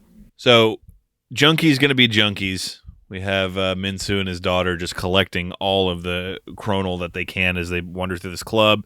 There's some cart where it's just a bunch of people passed out. They take all they can, and they get to the front. They are at the front of the train, right? And there's the big steel door that has the big Wilford logo on it. And this is about an hour and 20 minutes into the movie, and we have 40 minutes left. And my note says, okay, this is where the runtime comes from. As now it's time to slow things down and talk for a while. As Curtis and Minsu sit down and just kind of have a chat about. Minsu explains, I don't want to get past that gate. I want to get past this gate. And he points to the right of him. And it's kind of like a reveal of like, what are you doing here? There's just a door to the outside world there. And this is when he eventually explains that, he's hooked on the chronal, but also has been, not rationing it, but stockpiling it because it is an explosive. So he's going to make a bomb and blow this door off and he's going to go. All the while, Curtis explains that, he's got to see Wilfred. It's brought him to this because the horrible things, he did to get on board and what he's seen, and then also tells a story of like eating people. He said he hates himself because he knows baby tastes the best, and tells the story about Billy Elliot, about how he tried to steal the baby from his mom, and Gilliam kind of stopped it. And this is where the story of the arm came into play, because Gilliam and several others cut off their arms and said, if you need to eat this. Don't eat that baby. And Chris Evans tried to cut his arm off, but he couldn't do it. So that's where the scar of that story comes from. And then all of this so that Jamie Bell can die halfway through the movie because Chris Evans couldn't even bother to save him. It's like, After Chris Evans made hard eye contact with him and just kind of did the I was like, sorry. nah. too bad, kid. Yeah, my note here says, like, what happened to the sense of urgency? Because you're right. We were in such a hurry. I guess slowly we've been slowing down, right? Like, they didn't just run through the sushi section of the train. Like, they stopped to have a meal, and then they stopped to kind of, like, throw dirty looks at the people having the rave. The sushi restaurant is so confusing to me. Like, I get it, it's right after the aquarium, fine. But you serve sushi twice a year only, and there's no one in your restaurant. So, like, there's something wrong with your sushi, or there's just something wrong with the location. Because I swear to God, the sushi restaurants around here, like pre-pandemic, they're selling sushi every day of the week. And you still have to have a reservation just to get in there. So I'm not buying it. Very convenient that no one was in the one sushi restaurant on the one restaurant On the entire train. That's right, because they don't even go through like any sort of food court where, it's like you have a sushi restaurant, but it's not like they have like a Bush's chicken like in the next wagon or once an Olive again, Garden. where are the chickens? Yeah, exactly. Yeah, but they have even if you want to stick with just the seafood theme, there's more to seafood than just sushi, but all that we get the spotlight on is sushi. But anyway, yeah, like I felt like they slowed down to a crawl, and then they just sat down in front of that door, and they had a very one-sided exposition where basically Chris Evans got to tell his side of the story uninterrupted to a guy that didn't even really understand English, and I'm like, okay, well, it would only be fair to let Wilford do the same, but we're not gonna do that because that would just take too long. Except Bong Joon-ho had a different idea. It's like, oh no, this is just part one of the explanation. But also, this is, here on this show, Jocelyn, we like to call out Oscar clips when they happen, and this is definitely Chris Evans's Oscar clip. Unfortunately, at least in my humble opinion, I love him as Captain America, but I think that this big sequence kind of shows you the limits of Chris Evans's acting. And at the same time, to be fair, I don't know anybody who could pull off that line about babies tasting best. Like who De Niro, Pacino, who are the greats? Meryl Streep, maybe. Meryl Streep. I would buy it from Meryl, maybe, because she could do no wrong. But then I don't know that I would buy Meryl Streep not killing Wilford like as soon as she gets through that door. So it was a lose-lose scenario no matter what. But yeah, I don't know. Thoughts on Chris Evans' Oscar clip? This is a big moment. After this, he just kind of tunes out for the rest of the movie. What I mainly took note of in this was Min-soo gives him his last cigarette, the last cigarette on Earth. And, he gets to enjoy that. Paying off at the beginning where Min-soo smokes his second to last cigarette and he blows the smoke in all the faces of the group from the back of the train, and they all have this just pained look on their face, like, give me. They were the real junkies. But yeah, Julio, we're no stranger to dramatic Chris Evans here on the Contrarians. We watched London. We've been to the top of the mountain. So to come here, it really just kind of was deflating with all the things we had gone through with him and all like the ruthless killings and what had brought us up to this point, just for him to kind of backpedal on all of it. I understand he's a human, but it just kind of fell flat for me. Yeah, like this guy is supposed to lead the survivors when it's all said and done. He can't even tell the story of how he ate babies without breaking down and crying. That's just, it doesn't inspire a lot of confidence. I would be lying if I didn't admit that I was disappointed to find out that he eats babies. Definitely a low point in our fake fantasy relationship that we're in. But worse than that, and Alex, I thought you would point this out earlier, but this guy gives him his last cigarette, the last cigarette in existence. He takes one drag on that thing and then just lets the rest of it burn to ash.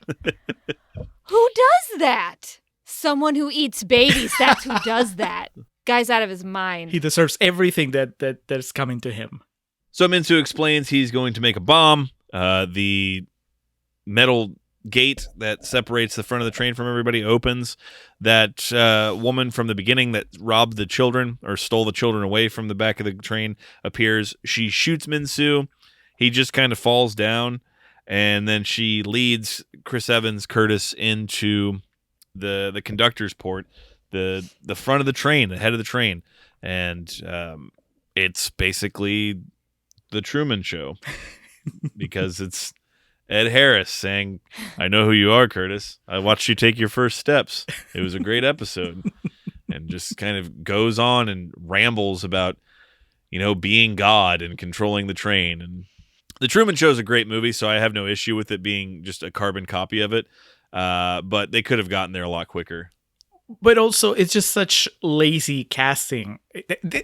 You have to know when to pull this kind of stuff. Like, just recently, we did an episode about Grudge Match, and we commented positively that the director of Grudge Match just brought Alan Arkin and told him, hey, what you were doing on Little Miss Sunshine, just do it again. And it worked. We loved it for it. But I don't have that same reaction to seeing Ed Harris playing Christoph from The Truman Show again here, because I've seen it before.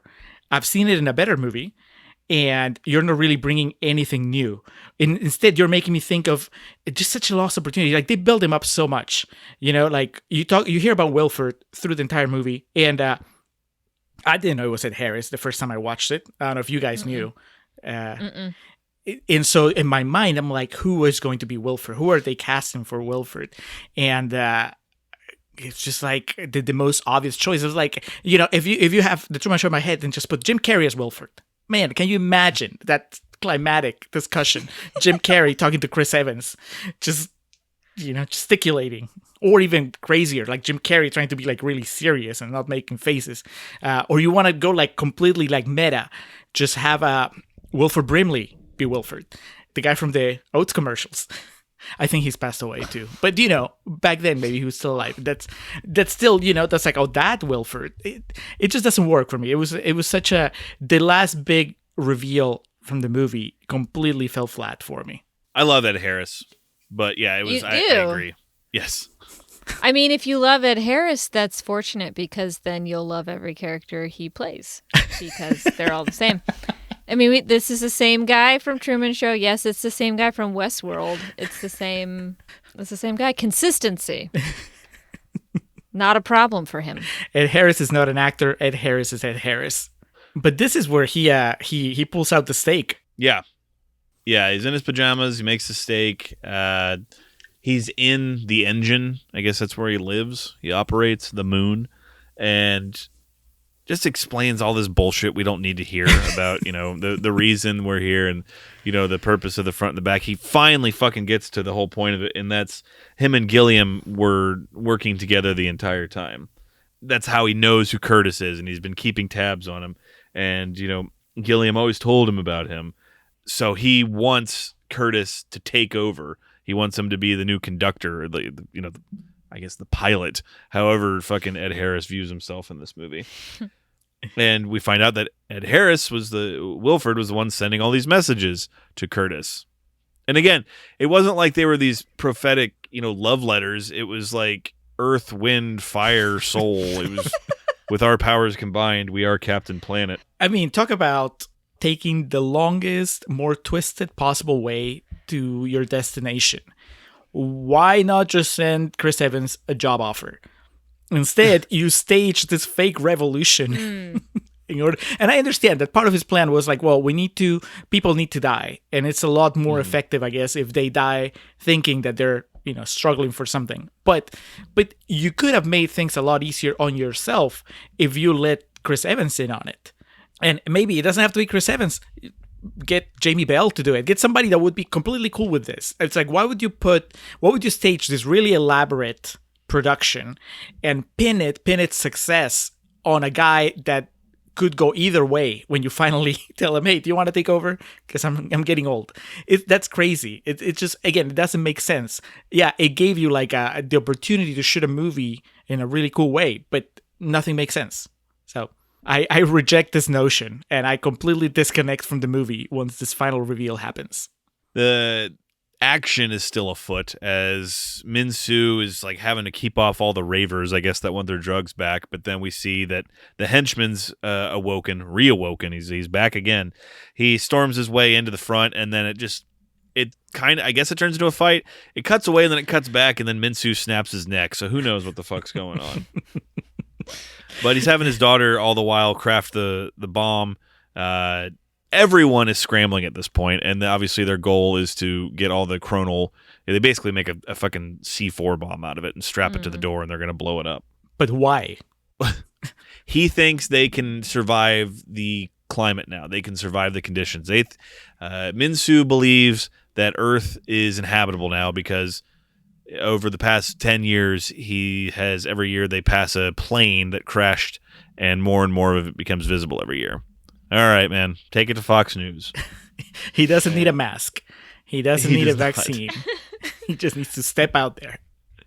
But we get our final, twist in the gut of finding out what happened to Timmy and the other little boy, and that's they've been put to work as literal cogs in a machine for Wilford's train.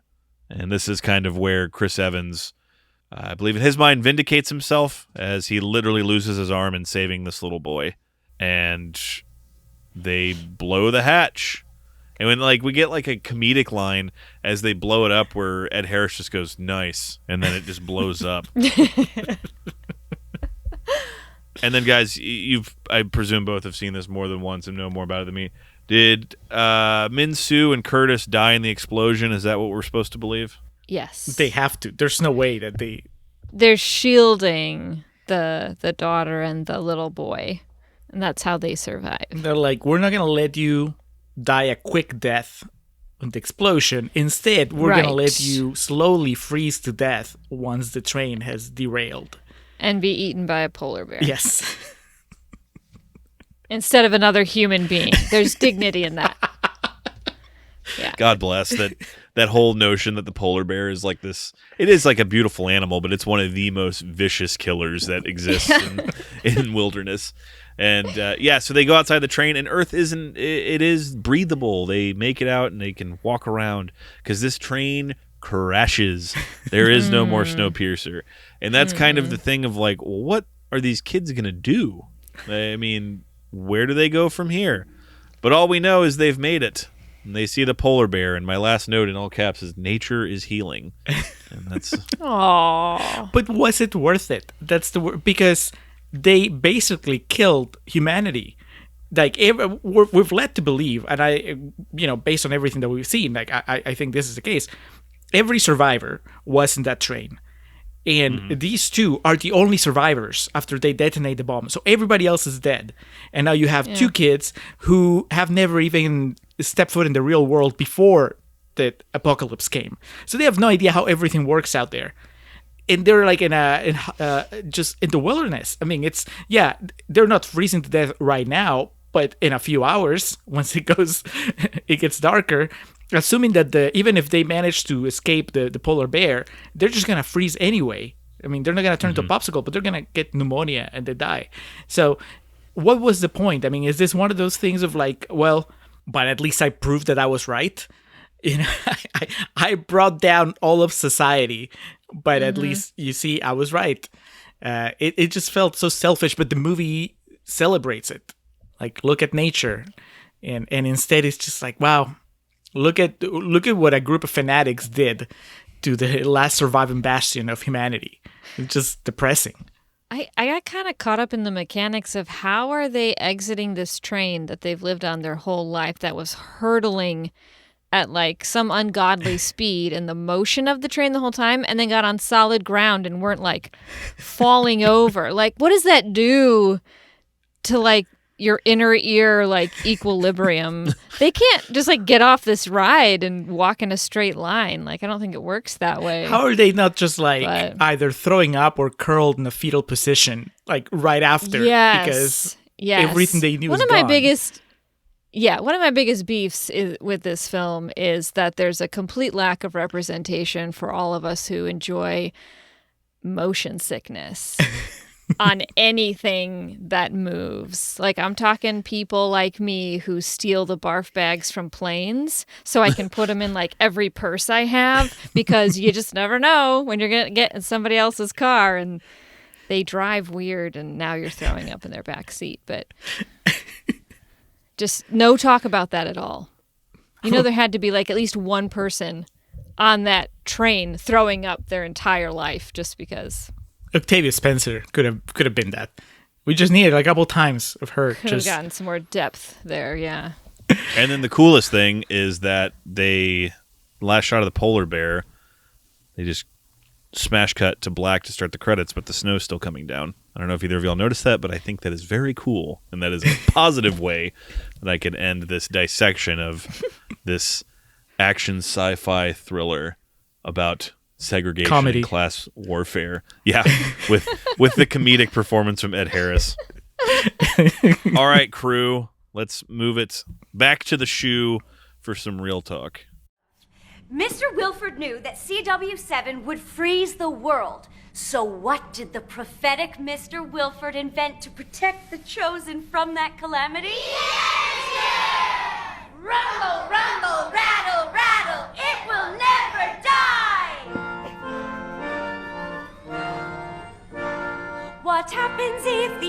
stops, we all freeze and die. But will it stop or will it stop? No, no! Can you tell us why? The engine is eternal, yes! The engine is forever, yes! Rumble, rumble, rattle, rattle, who is the reason why? Wilford Young! Wilford, Wilford, hooray! Oh, I love that one. Such a tonic. Oh, it's time, children, come this way!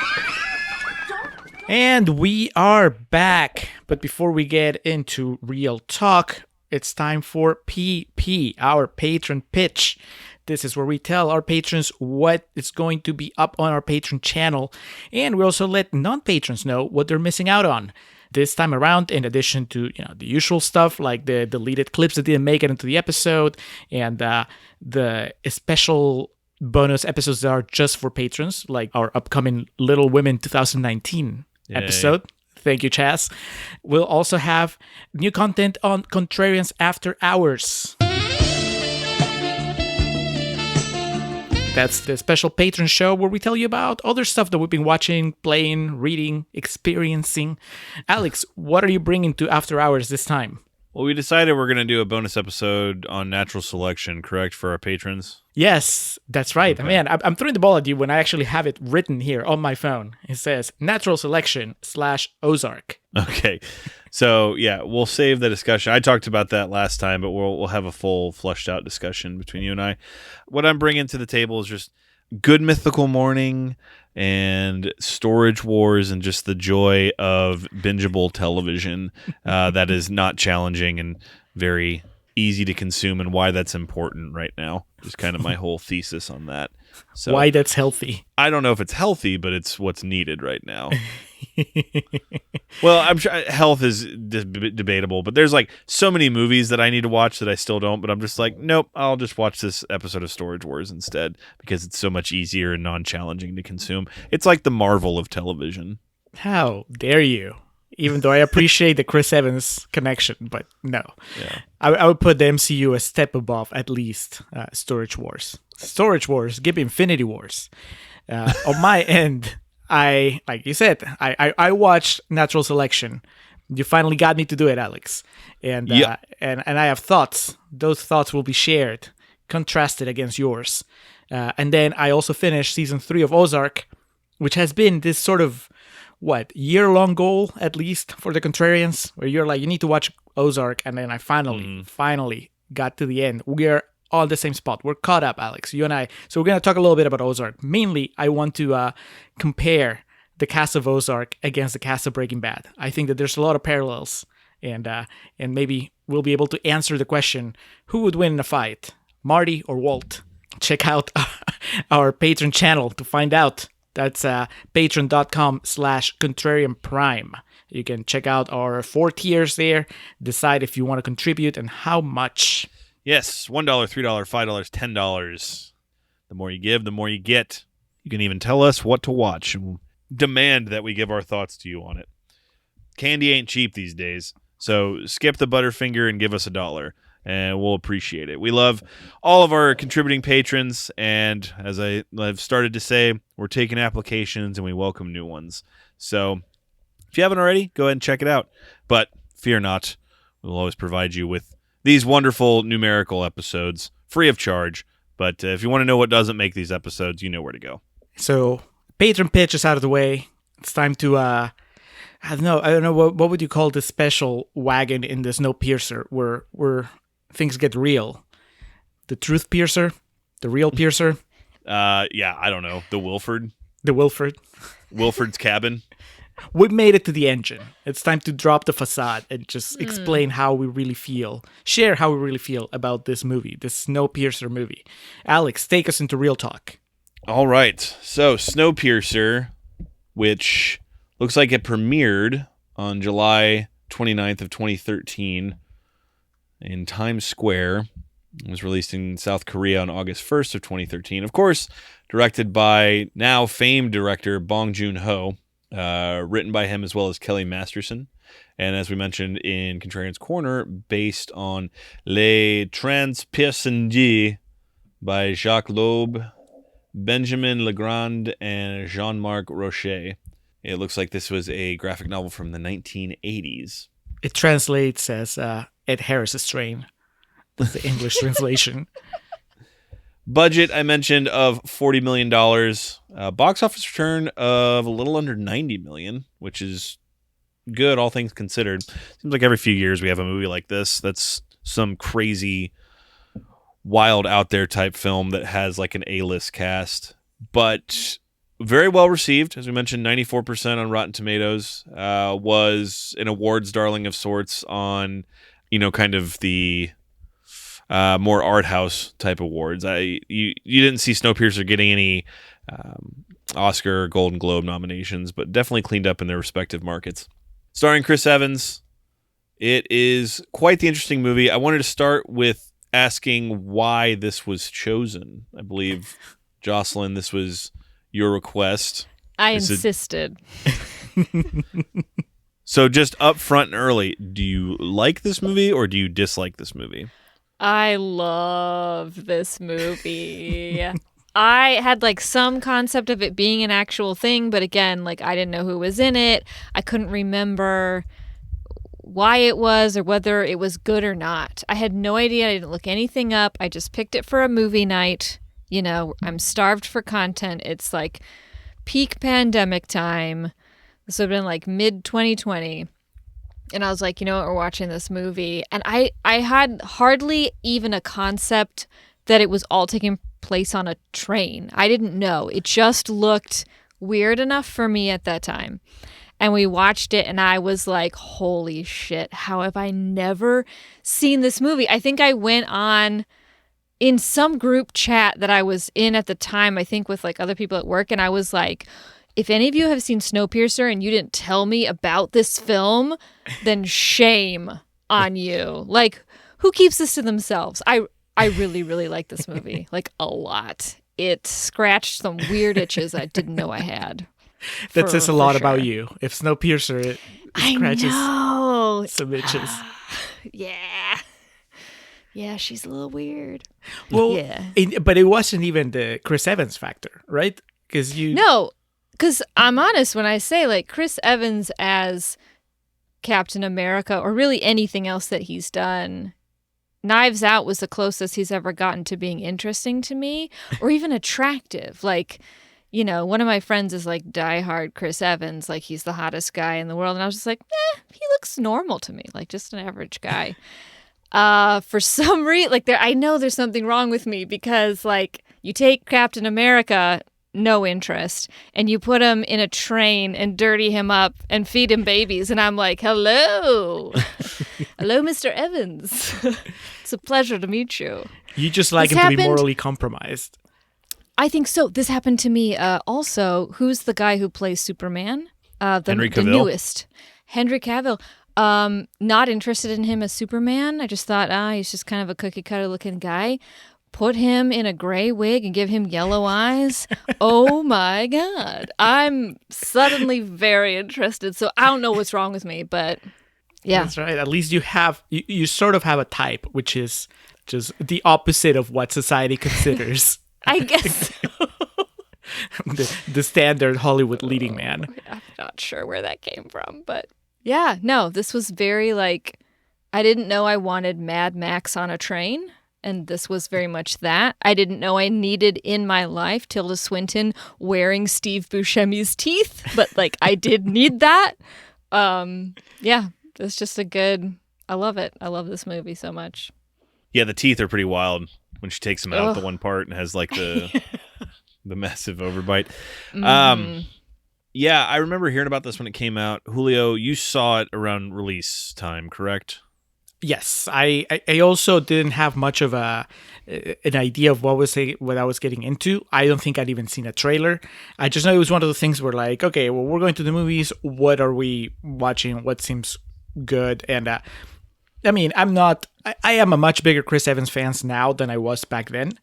In fact, I think that the way that his character in this movie is so different from everything I'd seen him do before that it was almost too jarring. And the first time around, I had a really hard time buying him as this gritty, really deeply conflicted hero. Now I'm Well, I'm you all- hadn't seen I'm all London for it. yet.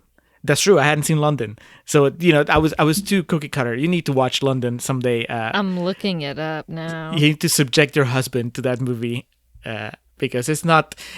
Even if Chris Evans doesn't do it for you, Jason Statham will. Oh, is he in that one? Yes, Aw. and his hair is magnificent in it. So, It's an Okay. experience. but yeah, I went in blind and I was blown away just watching it. And it was a really good audience. I remember walking away from it just being very, very taken by a movie from a director that I hadn't liked so far. Because I watched The Host, which he also directed, which is kind of a monster movie. And I have a couple of friends that love that movie, and they're like, "You need to watch it." And I watched it, and it just didn't work. I think the guy, he's in it too, like the guy that the dad from Parasite that plays the criminal here. He's also in the Host, I think. And that movie, the tone was just not working for me. It was just a little too silly, a little too over the top. The tone is pretty wild in this movie in Snowpiercer, but somehow it works for me. It just like it just nails that kind of like lunacy without making me not take it seriously. So I'm a big fan too. I've seen it, like I said, I've seen it since, because you're right, Jocelyn, you mentioned that it was on Netflix for a while, and I remember that was the next time I watched it. It was on Netflix. Yeah. And I was like, man, it's even better than I remembered. And then, I watched it last night, and it was good. It's like a little bit of a roller coaster. I've gone from like liking it but not loving it to loving it, and then last night, maybe because as part of the Contrarians exercise, I started poking holes on a lot of things that ended up kind of sticking with me beyond the joke. So we'll probably talk about that a little bit, as we go along. But how about you, Alex? You're the newbie here.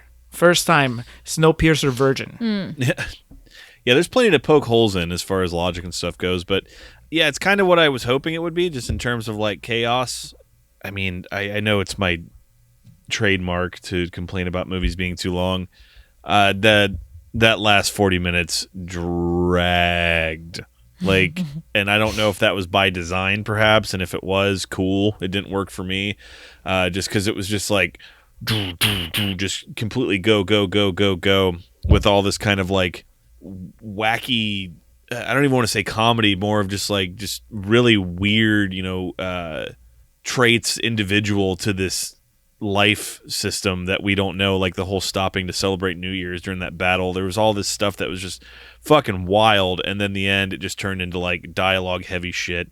Maybe it's just because I am burned coming off of revisiting The Matrix Reloaded with that whole architect scene. We're just like, fucking, this isn't what I'm watching this movie for, and I kind of felt like that. And I did see online the cast that Ed Harris was in it, so the surprise of that was kind of taken from me. So I found myself, and this is no fault of the movie, I found myself like wanting him earlier in the movie. I was kind of bummed he just came into the fray at the end, but that's Ed Harris, rattlesnake venom, little bit will get you. I thought it was a lot of fun and obviously interesting. There's, as I've heard about Parasite, there's a lot of socioeconomical things and themes and tones and angles you can take from it, and obviously that it's not so subtle here. It's clearly about segregation at some levels, and interesting story that is. But at the same time, it was a fun action movie with surprisingly good visuals. Some of the CGI effects and like the wide shots of like the world were kind of lacking, but then understandably so. It wasn't given the treatment of a Marvel movie or something like that. Not even a DC movie. Yeah. No, but yeah, I found myself really enjoying it. The Allison Pill part might have been my favorite, just because I thought, were you being serious? You didn't like what she was going for? I thought she was great. Oh, I no, loved it. No, I was kidding. I think Okay. she's great. I mean, it makes me cringe, but I don't count that as a negative. I think that's how I'm supposed to react. It's not even funny, but I wouldn't blame anybody for laughing. To me, I was just like horrified by how just over the top it was, but in a good way. I think that's it's just what the movie needs at that point. It was like, how do you keep ratcheting this up? Oh, well, now we're gonna have like the just over the top classroom with the songs and the indoctrination. It was like, of course, that's what comes next. Before we get any deeper into it, Alex, I have 3 negative quotes from people that liked it a lot less than the 3 of us did. So once again, going back into the Rotten Tomatoes fray, this time with green splotches. We have Inku Kang from The Wrap, who says, Snowpiercer warms the heart, but doesn't penetrate it. Now, is that a play on words on the piercing part of Snowpiercer? I think he heard us talking about the group Glory Hole. I don't know, I would call this movie heartwarming. Yeah, that's a bit off. Next, Tom Meek from Cambridge Day says, it holds great promise, yet never finds its track. Just proving that you can do train puns on both ends of the spectrum, positive and negative. I don't know that there's a track for this movie, it just kind of like jumps all over the place. Tony Macklin from TonyMacklin.net says, Snowpiercer is throw mama and the kitchen sink off the train. I'll allow it. Yeah, that is a great Billy Crystal, Danny DeVito reference for all of you young ones. And finally, Chuck Bowen from Slant Magazine says, the film preaches resolutely to the choir, and cinephiles in sync with the film's politics may still blanch at how snuggly their interests are courted. So this dude sounds like he doesn't share my politics to begin with. But also somebody that, I don't know, it could just be my own bubble, but I wanted to close with that one because like I think that the 3 of us agree that there are political elements to this movie and it has things to say, but I never felt that was overpowering the story to where it just felt didactic. To me, it was always like a fun movie, a fun action adventure, sci-fi adventure first, and then it also happens to have this layer of social political commentary, but not to the point where it would just like, I guess I read that quote, I'm like, who gets upset about the politics of this movie? Also, has he never seen a sci-fi dystopian future movie, book, comic before in his whole life? It's all about classism, utilitarianism versus empathy and like shared decision making. That's like every single one. Yeah, every time he sees the little people standing for themselves, it's like, God damn it, the politics of this filmmaker. How dare he? I'm assuming he hated Frozen too. That's another one. Like, clearly, there's some interesting think pieces from the plot of this to be like, But at no point in this movie did I feel, like Julio said, like it was overwhelming or anything like that. It was like the idea of saying Waterworld was overly political. It's just like just this kind of fun movie about something that could maybe happen. Well, I guess if you're a climate change denier, this movie's going to lose you off the bat, but that's about it. It could. In the same way that, like, if you don't support defunding the police, you may not like Escape from New York. It's really tough. RoboCop, big sore spot. There. Scandalous. Mm-hmm. It's pretty. I hadn't even thought about the climate change aspect of it because it's just so like it doesn't really delve into the science of it to where you could actually have an argument with somebody that doesn't believe in it. It's just the setting. I would take someone a little more seriously if their argument was, hey, we've seen this story before. Why didn't you give us the story of Ed Harris? Give me the story of this guy that nobody believed in, and he created the train, and then the movie's about him slowly having to create society from scratch, and then how that corrupts him. I mean, that is at least, I'll give you that. I was like, all right, well, that's a movie that I haven't seen before, and it's you're making an argument, for the bad guy in quotation marks point of view, sure, but that doesn't mean that Snowpiercer is a bad movie. It just means that it's a movie that did something that other movies have done before in a very original way. My main takeaway, having seen it at least 3 times, I might have seen it one more time before, but is just how inventive it is constantly. And I don't feel the big drag in the 40 minutes. Like, I know exactly what you mean, Alex. I know it slows down a lot, but to me, it just felt like a moment to catch my breath and just process everything, because they dump a lot of information, like heavy information in that final bit. And I think I was happy to have that moment to kind of regroup and just get ready for that final moment.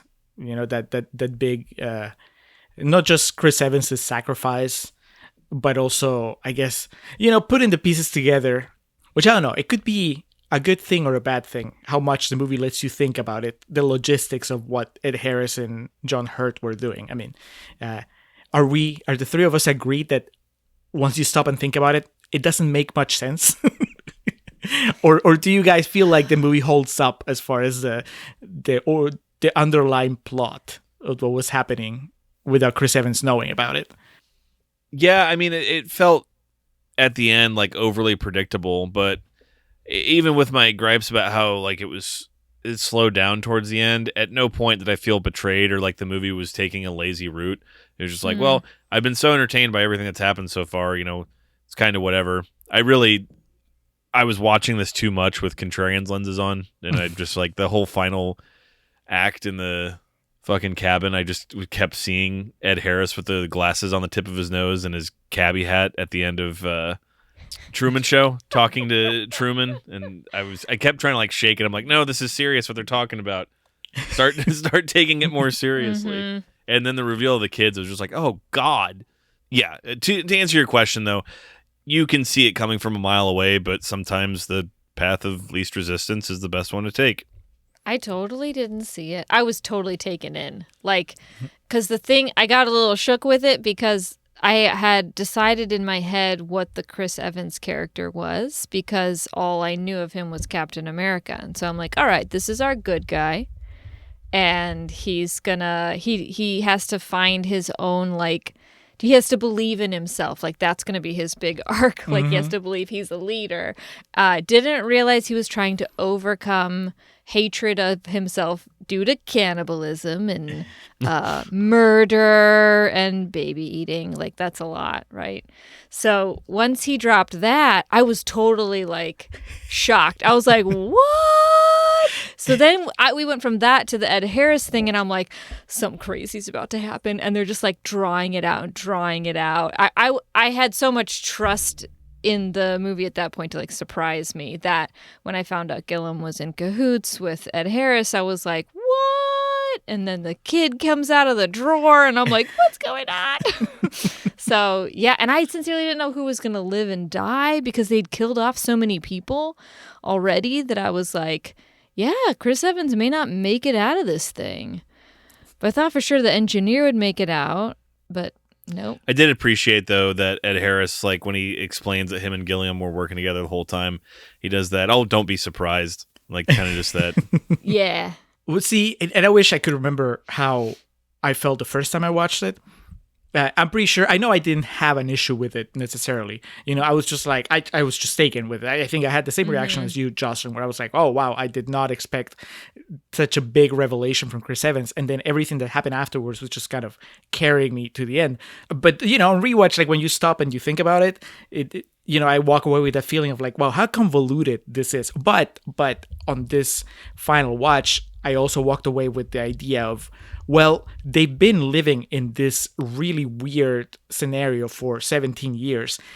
Ed Harris is not all there. Like, not all, it's like, it's a crazy plan, but these are people that are not mentally sound anymore.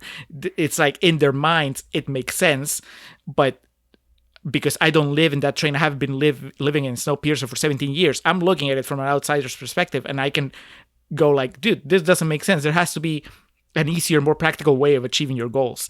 So I justified it to myself that way, and I think it works like in the movie too. It's just that as I've rewatched the movie, Ed Harris comes across as like a lot less in control of the situation and just kind of like this guy that's running this ship that's falling apart and talks like he's a mastermind, like he's got it all figured out, but really he's just like he's flying by the seat of his pants basically. At least that's how I've read it now. And it still works. Now, that I can justify. What I can't justify is the engineer blowing up the door and assuming that that's a viable alternative. that is like like a solid escape plan from the train. Yeah. I mean, we joked about it in Contrarians Corner, but it's true. Like, how do you survive that? How is that a win? Even if you... He's been checking on the plane every year, Julio, for like 15 years. he Right. saw the snowflake come through the window, and he was like, oh, yeah, that's the good kind of snow. Right, but you're talking about why would you... Like, there's nobody else left in the planet, right? Like, what are you going to do? Yeah. I mean, it's a different thing if you stop the train and let everybody out, and we're going to rebuild society together.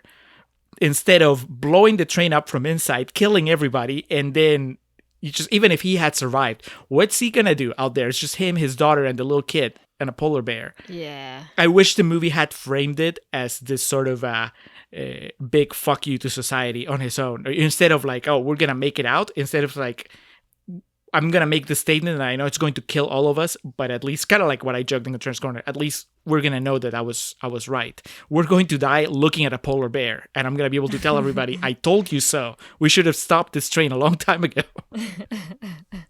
It doesn't ruin the movie. It doesn't even come close to ruining the movie for me. But when it gets to the end, I keep thinking, I was like, what are they doing next? It's like their feet are sinking in the snow. And I don't know. Does the ending bother either of you as much as it seems to bother me? I just was so relieved. I don't know. It's a dark, dark movie. And so for it to have like a pretty dark ending is okay with me. I don't find the ending to be like happy or not. It just kind of is. I don't know what happens to the It's two like kids. Gravity is a movie I could think of to compare this to, in the sense of like, yeah, there's a lot of shit you could be like, that don't make sense, or, you know, that wouldn't happen, or, you know, what have you. And then even the ending of Gravity, it's just like, where is she? Where is she going? Is she okay?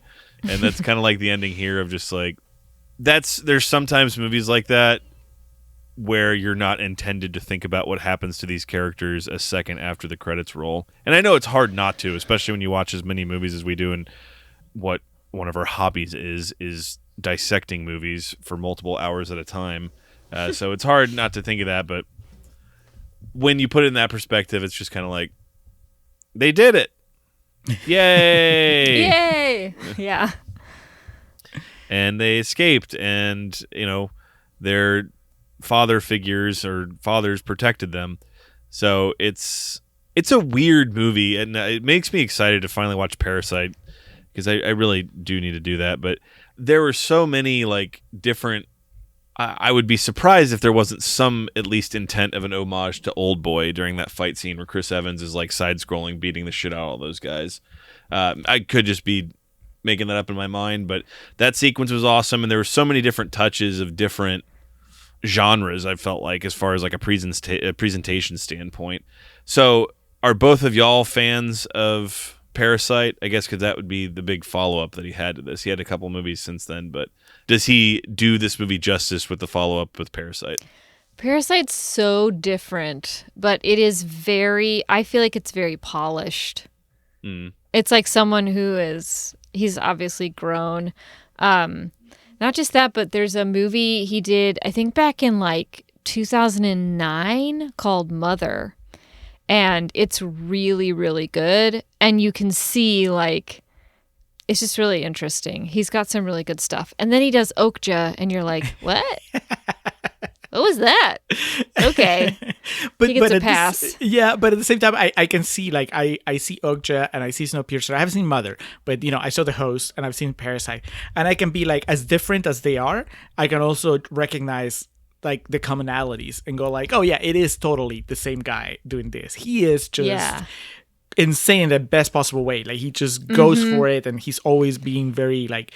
It seems like he tries to tell a story in a way that's very out of the box. Yeah. I don't think he's trying to surprise you. I think he's just having so much fun telling the story. And I think that compared to Snowpiercer, Snowpiercer looks scrappier compared to Parasite, which feels more like a prestige drama comedy. But it's exactly like the same sense of humor and the same kind of... I don't know that I would call it satire here, and what they're doing with Snowpiercer, and, you know, the high class versus the low class. But there is that theme running, and where, you know, you're just hiding in those conflicts in order to, not just be funny about them, but also make your point. And there's a lot of class warfare in Parasite as well. It's a great movie. I love it. I mean, I love Snowpiercer. I definitely love Parasite more. But there, this is like sci-fi. It's not technopunk. What do you call that genre? Steampunk. There you go. Yeah, this is so like steampunky, and Parasite is completely different. Is this the only English forward film he's done? Well, no, Okja was in. Okay. At least partly in English. There's. But then, Parasite and Mother are both Korean language, I believe. Jocelyn, I'm intrigued. We're in real talk now. What's your beef with Ed Harris? He's the same in every movie. He's the same guy. I mean, I meant that. Like Truman Show, this movie, Westworld. He's the rich mogul who controls the environment. Like, he just gets typecast, I guess. But I've never seen him as like a happy-go-lucky, laid-back dude. Like, I've never seen that. I'm sure it's out there. Gain? He's in Pain and Gain? He's the undercover cop who poses as like he wants to get in really good shape to take down Mark Wahlberg. That's like modern Ed Harris to me. But also, yeah, he was. I was gonna say Gone Baby Gone, but he was also a cop in that movie too. So yeah, I'm playing into your thesis here. Yeah, it's like you can't unsee it. Yeah, I can't think of a wacky Ed Harris comedy where it's just him. The Pest. So him and Jeff Daniels just traveling around the world, delivering pizzas. I like him. I mean, I don't feel as strongly about it as I said in Contrarians Corner, but I did feel like, when you get to the big reveal that he's Wilford, I was like, of course, he's good. He's Ed Harris. He knows how to do this. He's gonna deliver this dialogue and he's gonna nail it. Yeah. But I would be lying if I said that I would have preferred like more, speaking of out of the box, like more out of the box casting, because you have that build up to that character, and there's so many good actors, and you've already established that the cast in this movie is just so diverse that you could have had anybody play Wilford, and then you just went with kind of a safe choice, as much as I like Ed Harris. So I kind of share your beef with Ed Harris in that sense, but I do like him in movies. It's just that, He was perfect for this role because the way that he just kind of casually was like, it's this train, it's been hard on all of us, like it's loud in this engine room with all my food and clean clothes and things. It's lonely, I've only got this one lady to do it with. Like, it's really sad.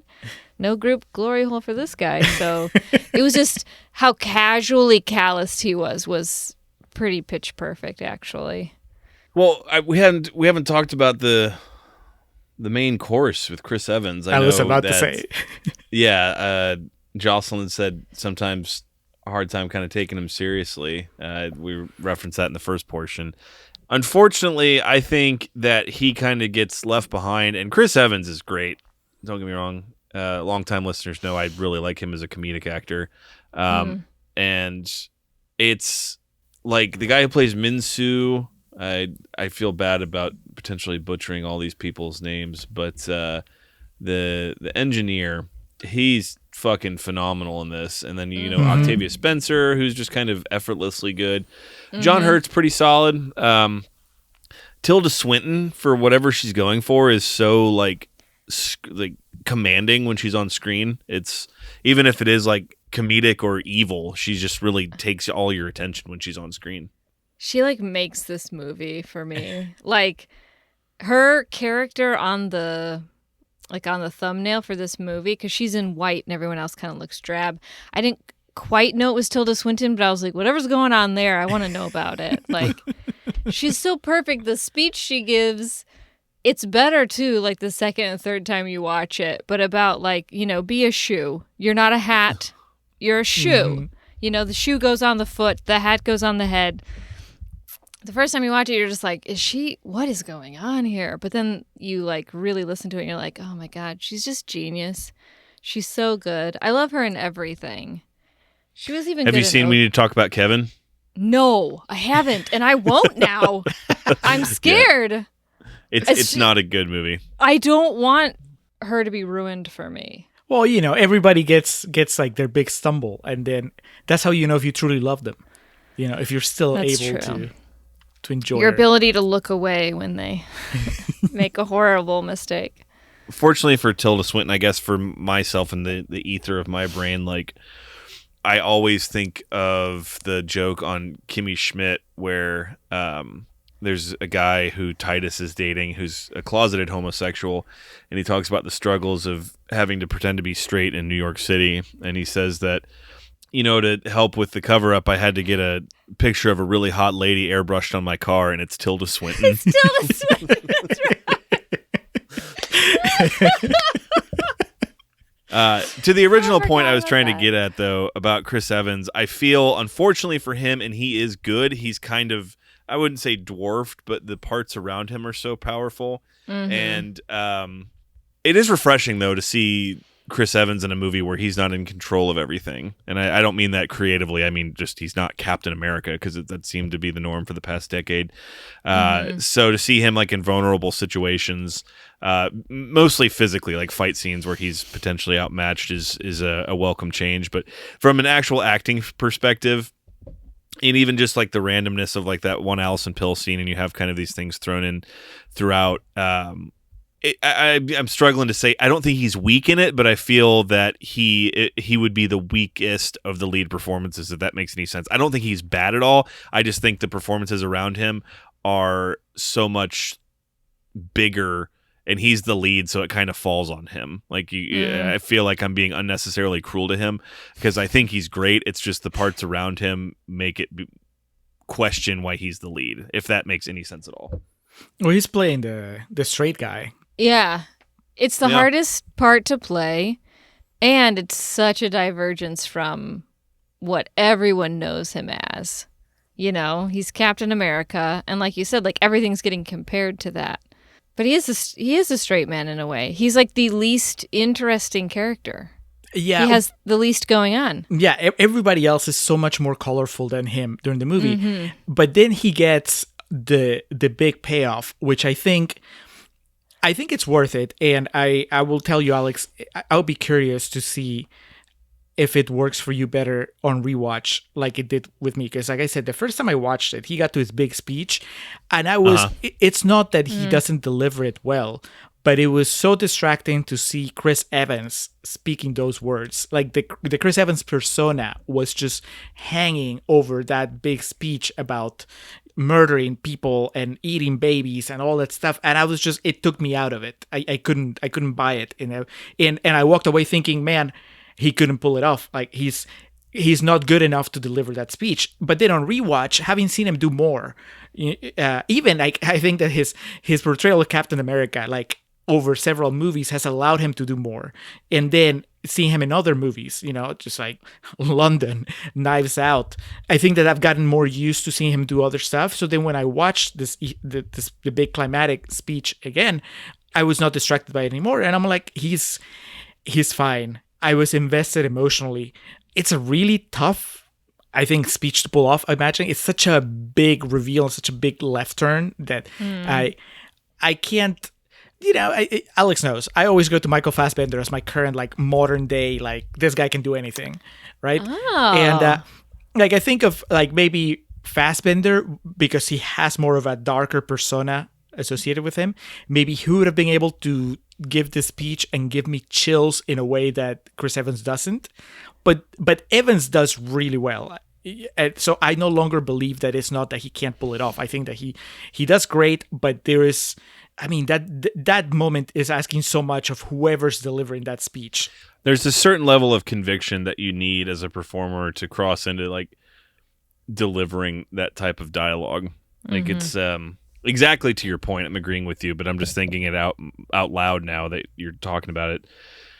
In a movie that's serious, like if you were saying that shit in a comedy, it's not that hard to pull it off, versus this is like the darkest moment of your life and you're about to potentially face your creator and get your vengeance, and you're talking about like the worst things you've ever done, and it is a lot to ask for anybody. But yeah, to your point, I don't think he comes across as incapable in that scene, but there is a lot that comes weighing over you when you are Captain America and shit. So I completely understand why that was your thought on your first viewing. Mm-hmm. Having also just watched Sunshine, which he's really good in that, has a couple good dramatic monologues in it.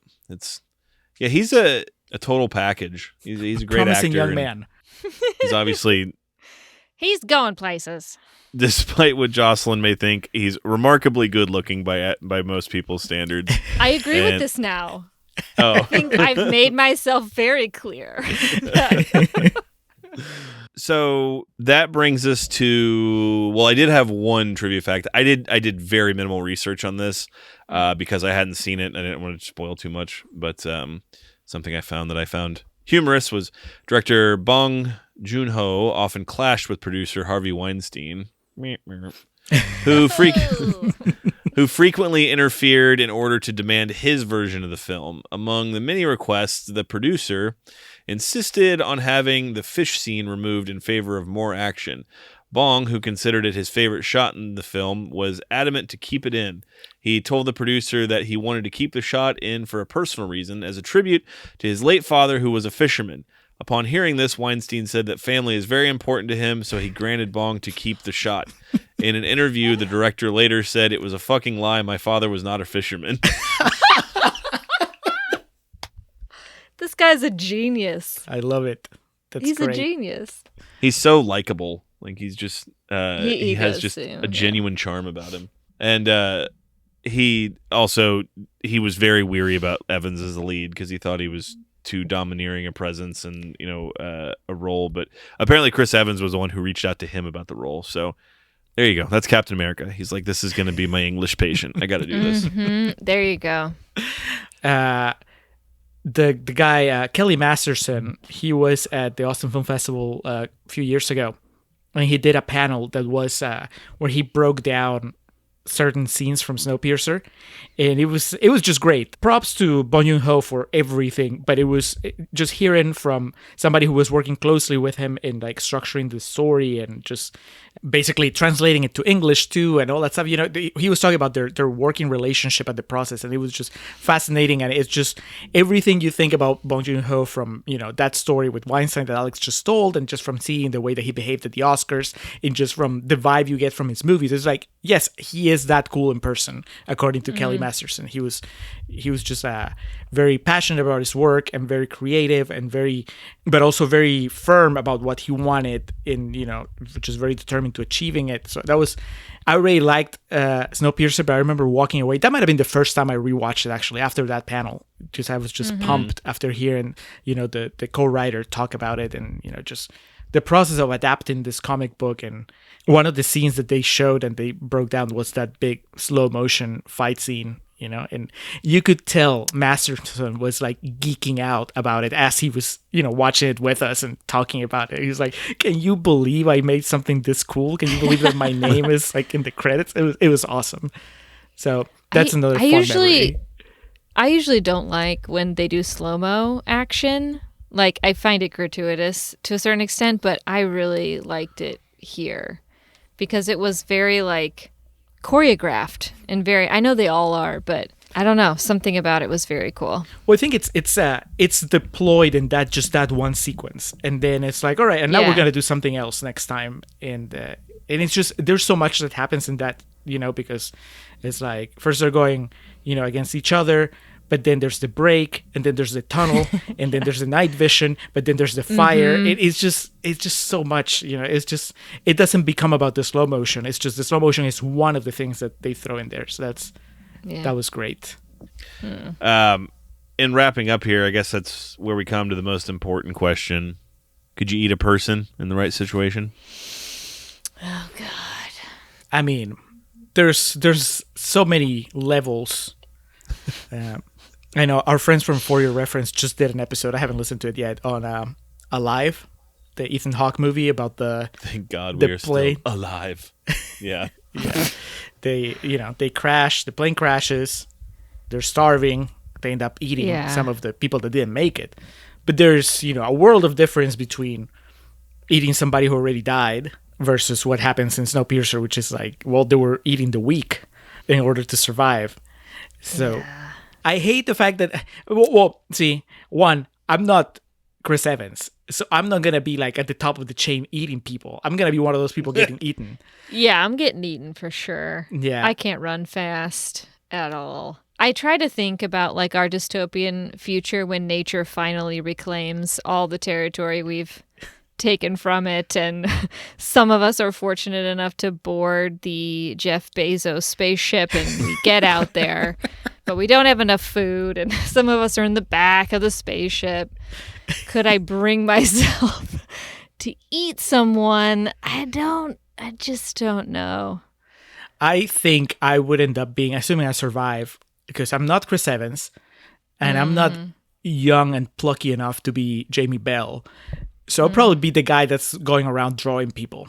I'll be either drawing people or taking pictures with my phone or whatever, like making it look like I'm useful, but I'm not really. Yeah. I'm completely, they can do without me and I'll be fine. I hadn't thought about that if you have a skill.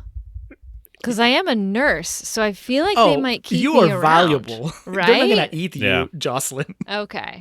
Maybe I won't get eaten, but I might have to make the choice of whether or not to eat someone. You'll be helping people that cut their limbs off just to stop the...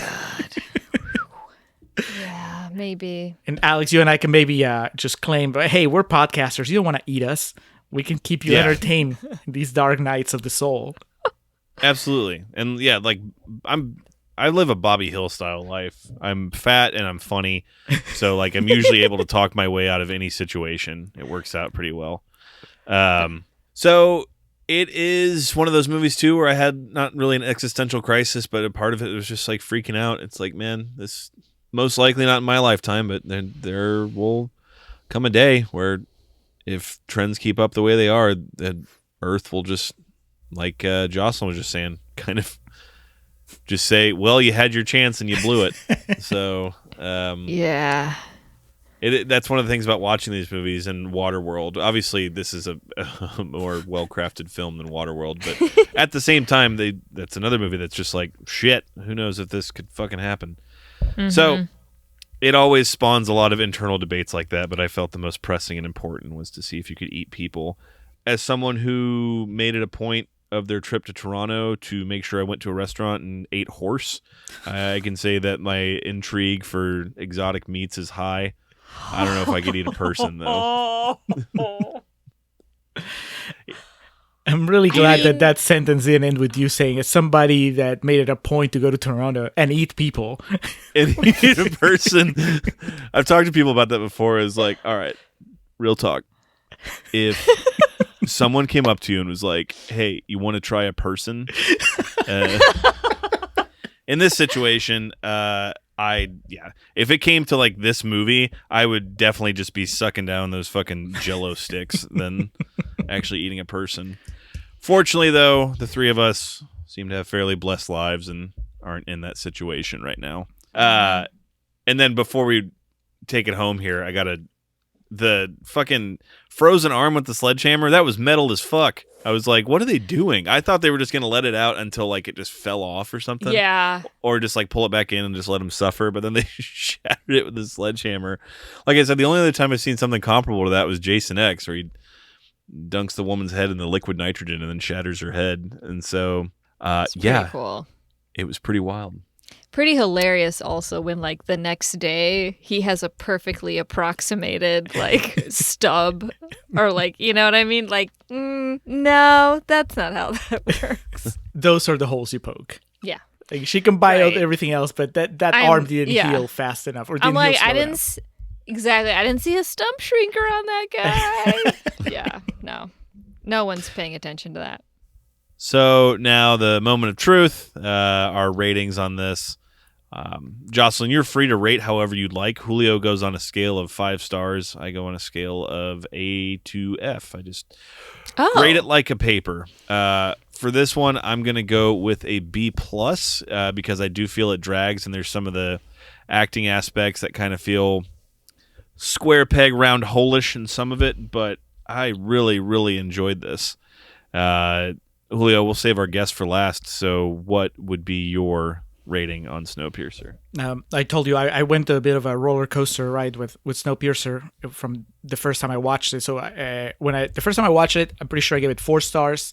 Then on rewatch, I bumped it up to 5 stars, and now on another rewatch, I'm knocking it off to 4.5 because it really the ending it's just that bit. I don't mind the plot holes to be pointed out, but really the end, the fact that to me it doesn't make sense for them to treat I read the movie.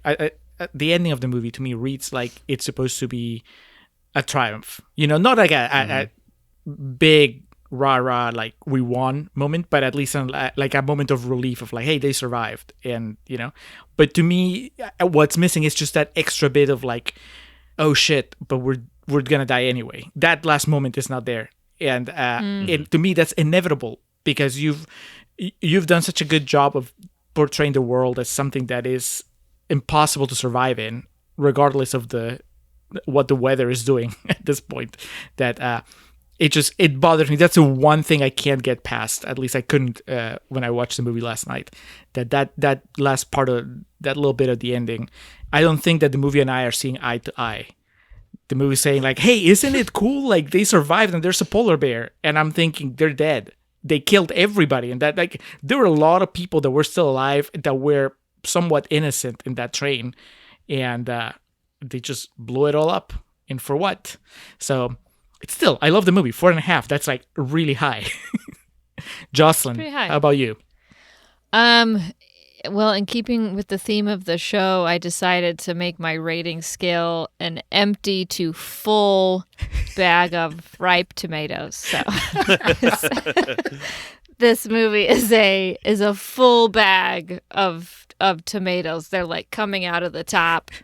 It's so full, they're falling out. So yeah, I really love this movie. I think I just watched it at exactly the right time. It was exactly what I needed.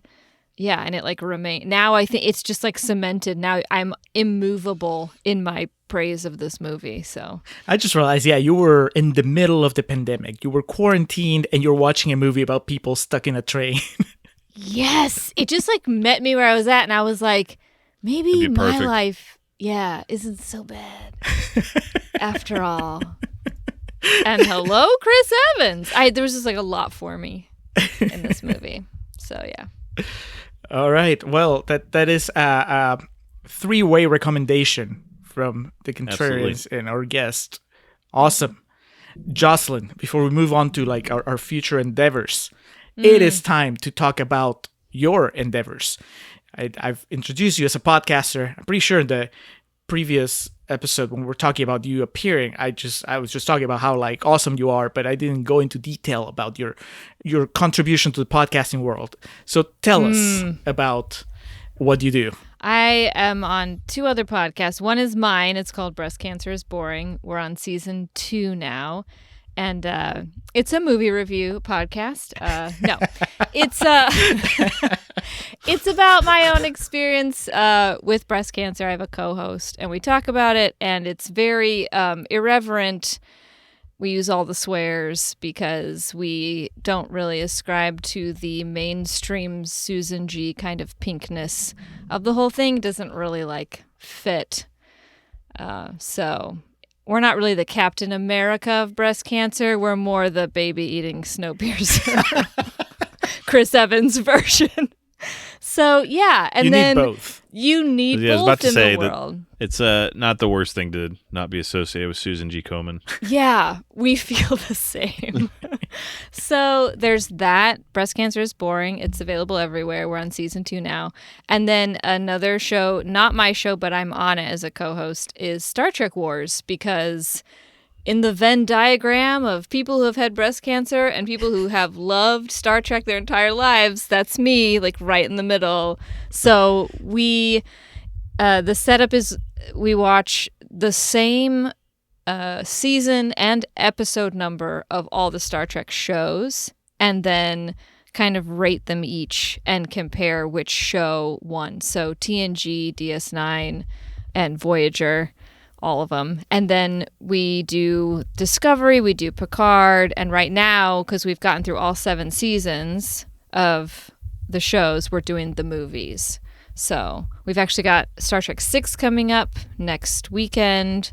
My favorite Star Trek movie, Christopher Plummer, is a Klingon, and he's just perfect. It's pretty great. Yeah, So, I was yeah. looking at the feed and I saw that you were doing the movies, and I was like, so I downloaded the original Star Trek, the first one, the first Star Trek OG like movie. Oh, because the I motion picture? Yes, because I just Oh, watched it God. for the first time a couple months ago.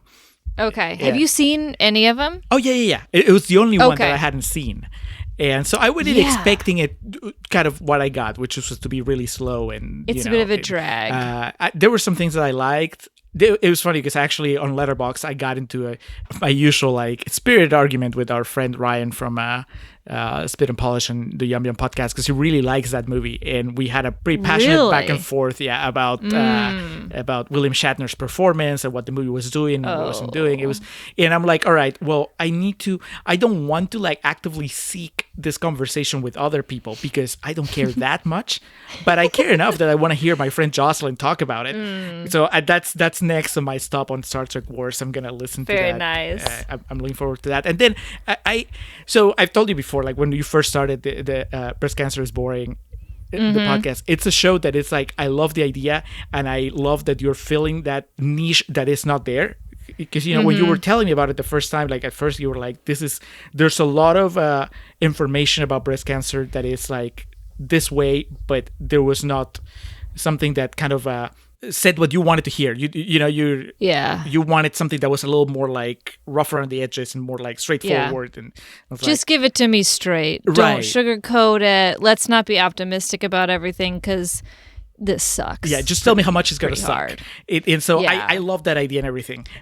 But I told you back then, and I'll tell you again, it's hard for me to listen to it because you are a friend that I adore. And so I have to hear you talk about like stuff that's like very like straightforward, like, hey, and you're funny. Like, you're funny in Star Trek. You're funny like when talking about breast cancer, but it's still, it's kind of like hearing like, I don't know, my sister telling me about like how much of her day sucked. And I was like, I would probably be able to get through this a lot more easily if if it wasn't my sister telling me about it. So Yeah. it's kind of like the curse of being your friend when listening to that show while still appreciating how awesome it is and how I think it's very important, that it's feeling like a very important part of, the culture. So anyway, that's my long way of saying like everybody should check out both shows. And yeah, if you thought that, if you like the way that Jocelyn sounded when talking about Snowpiercer, that's how she sounds when she's talking about Star Trek, and that's how she sounds when she's talking about breast cancer. Yeah. You pretty much get the same thing no matter where I am. So You are the Ed Harris of podcasting. I'm the Ed Harris of podcasting. What a terrible thing to say. You brought it upon yourself. It is true, and I did. Well, Alex Mattis, do you remember what we're doing next? I do not. What's So up next is our bonus episode for the month of June, which was also patron demand. Friend and patron Chaz Fisher demanded the Little Women 2019 for the patron feed, but for the main feed, he demanded a movie that he had suggested to us a long time ago, a movie called Getting Square. Yes, that's right. Yeah, with your boy, charismatic The enigma. charismatic enigma, Sam Worthington. Sam Worthington. Maybe this is the movie that wins you over. He won me over with Terminator Salvation, but you're a little harder nut to crack. All right. Well, that's going to wrap up this episode as we move into perennial plugs. We want to thank the Festive Years, as always, who provide our opening and closing tracks. They provide us with the song's Last Stand, which opens us off, and they close us out with Summer of 99. Be sure to head over to thefestiveyears.com for any and all Festive Years needs. Our friend and fellow podcaster Hans Rodgieser, he's the man behind our logo, our graphics everywhere on our website, on our Patreon page, on our upcoming merch. He is a podcaster, he's a novelist, he is a Renaissance man. You can check his work on his website, mildemonios.pe. That's MILDEMONIOS.pe. He is also on Twitter. You can reach out to him and ask him for a logo for comics or whatever you want. You can talk to him about Snowpiercer. He is at Mildemonios on Twitter, or you can email him mildemonios@hotmail.com. Check out his podcast, Nación Combi and Marginal, about Peruvian current affairs and about economy, respectively. And also his latest novel, short story anthology about zombies, with each short story set in a different Peruvian region. The gimmick is that the author of each short story comes from the region that the short story is set in. Thank you, Hans, for all your support. And of course, Ms. Zoe Perez, we appreciate all the work you do on our social media game. If you haven't already, be sure to go, I think it's like on Facebook, facebook.com/Contrarian Prime, and at Contrarian Prime on Instagram. Zoe makes all of our pages look super nice, super professional, better than Julio and I could do. So we appreciate all the work she does for us. So, Zoe, you can go to the front of the train. Well, with that all out of the way, Jocelyn, we greatly appreciate you joining us on this trip today and bringing this movie into Contrarians Canon. Thank you very much for joining us. Thank you for having me. We've reached your stop. You can... What do you do with a train? Do you deboard? You blow the hatch, you steal a coat and boots, and you run for your life. There you go. You're allowed to do that now. Alex and I are stuck. But that is going to do it for us here on The Contrarians, where we're right and you're wrong, and we will catch you next time. The summer of 1999.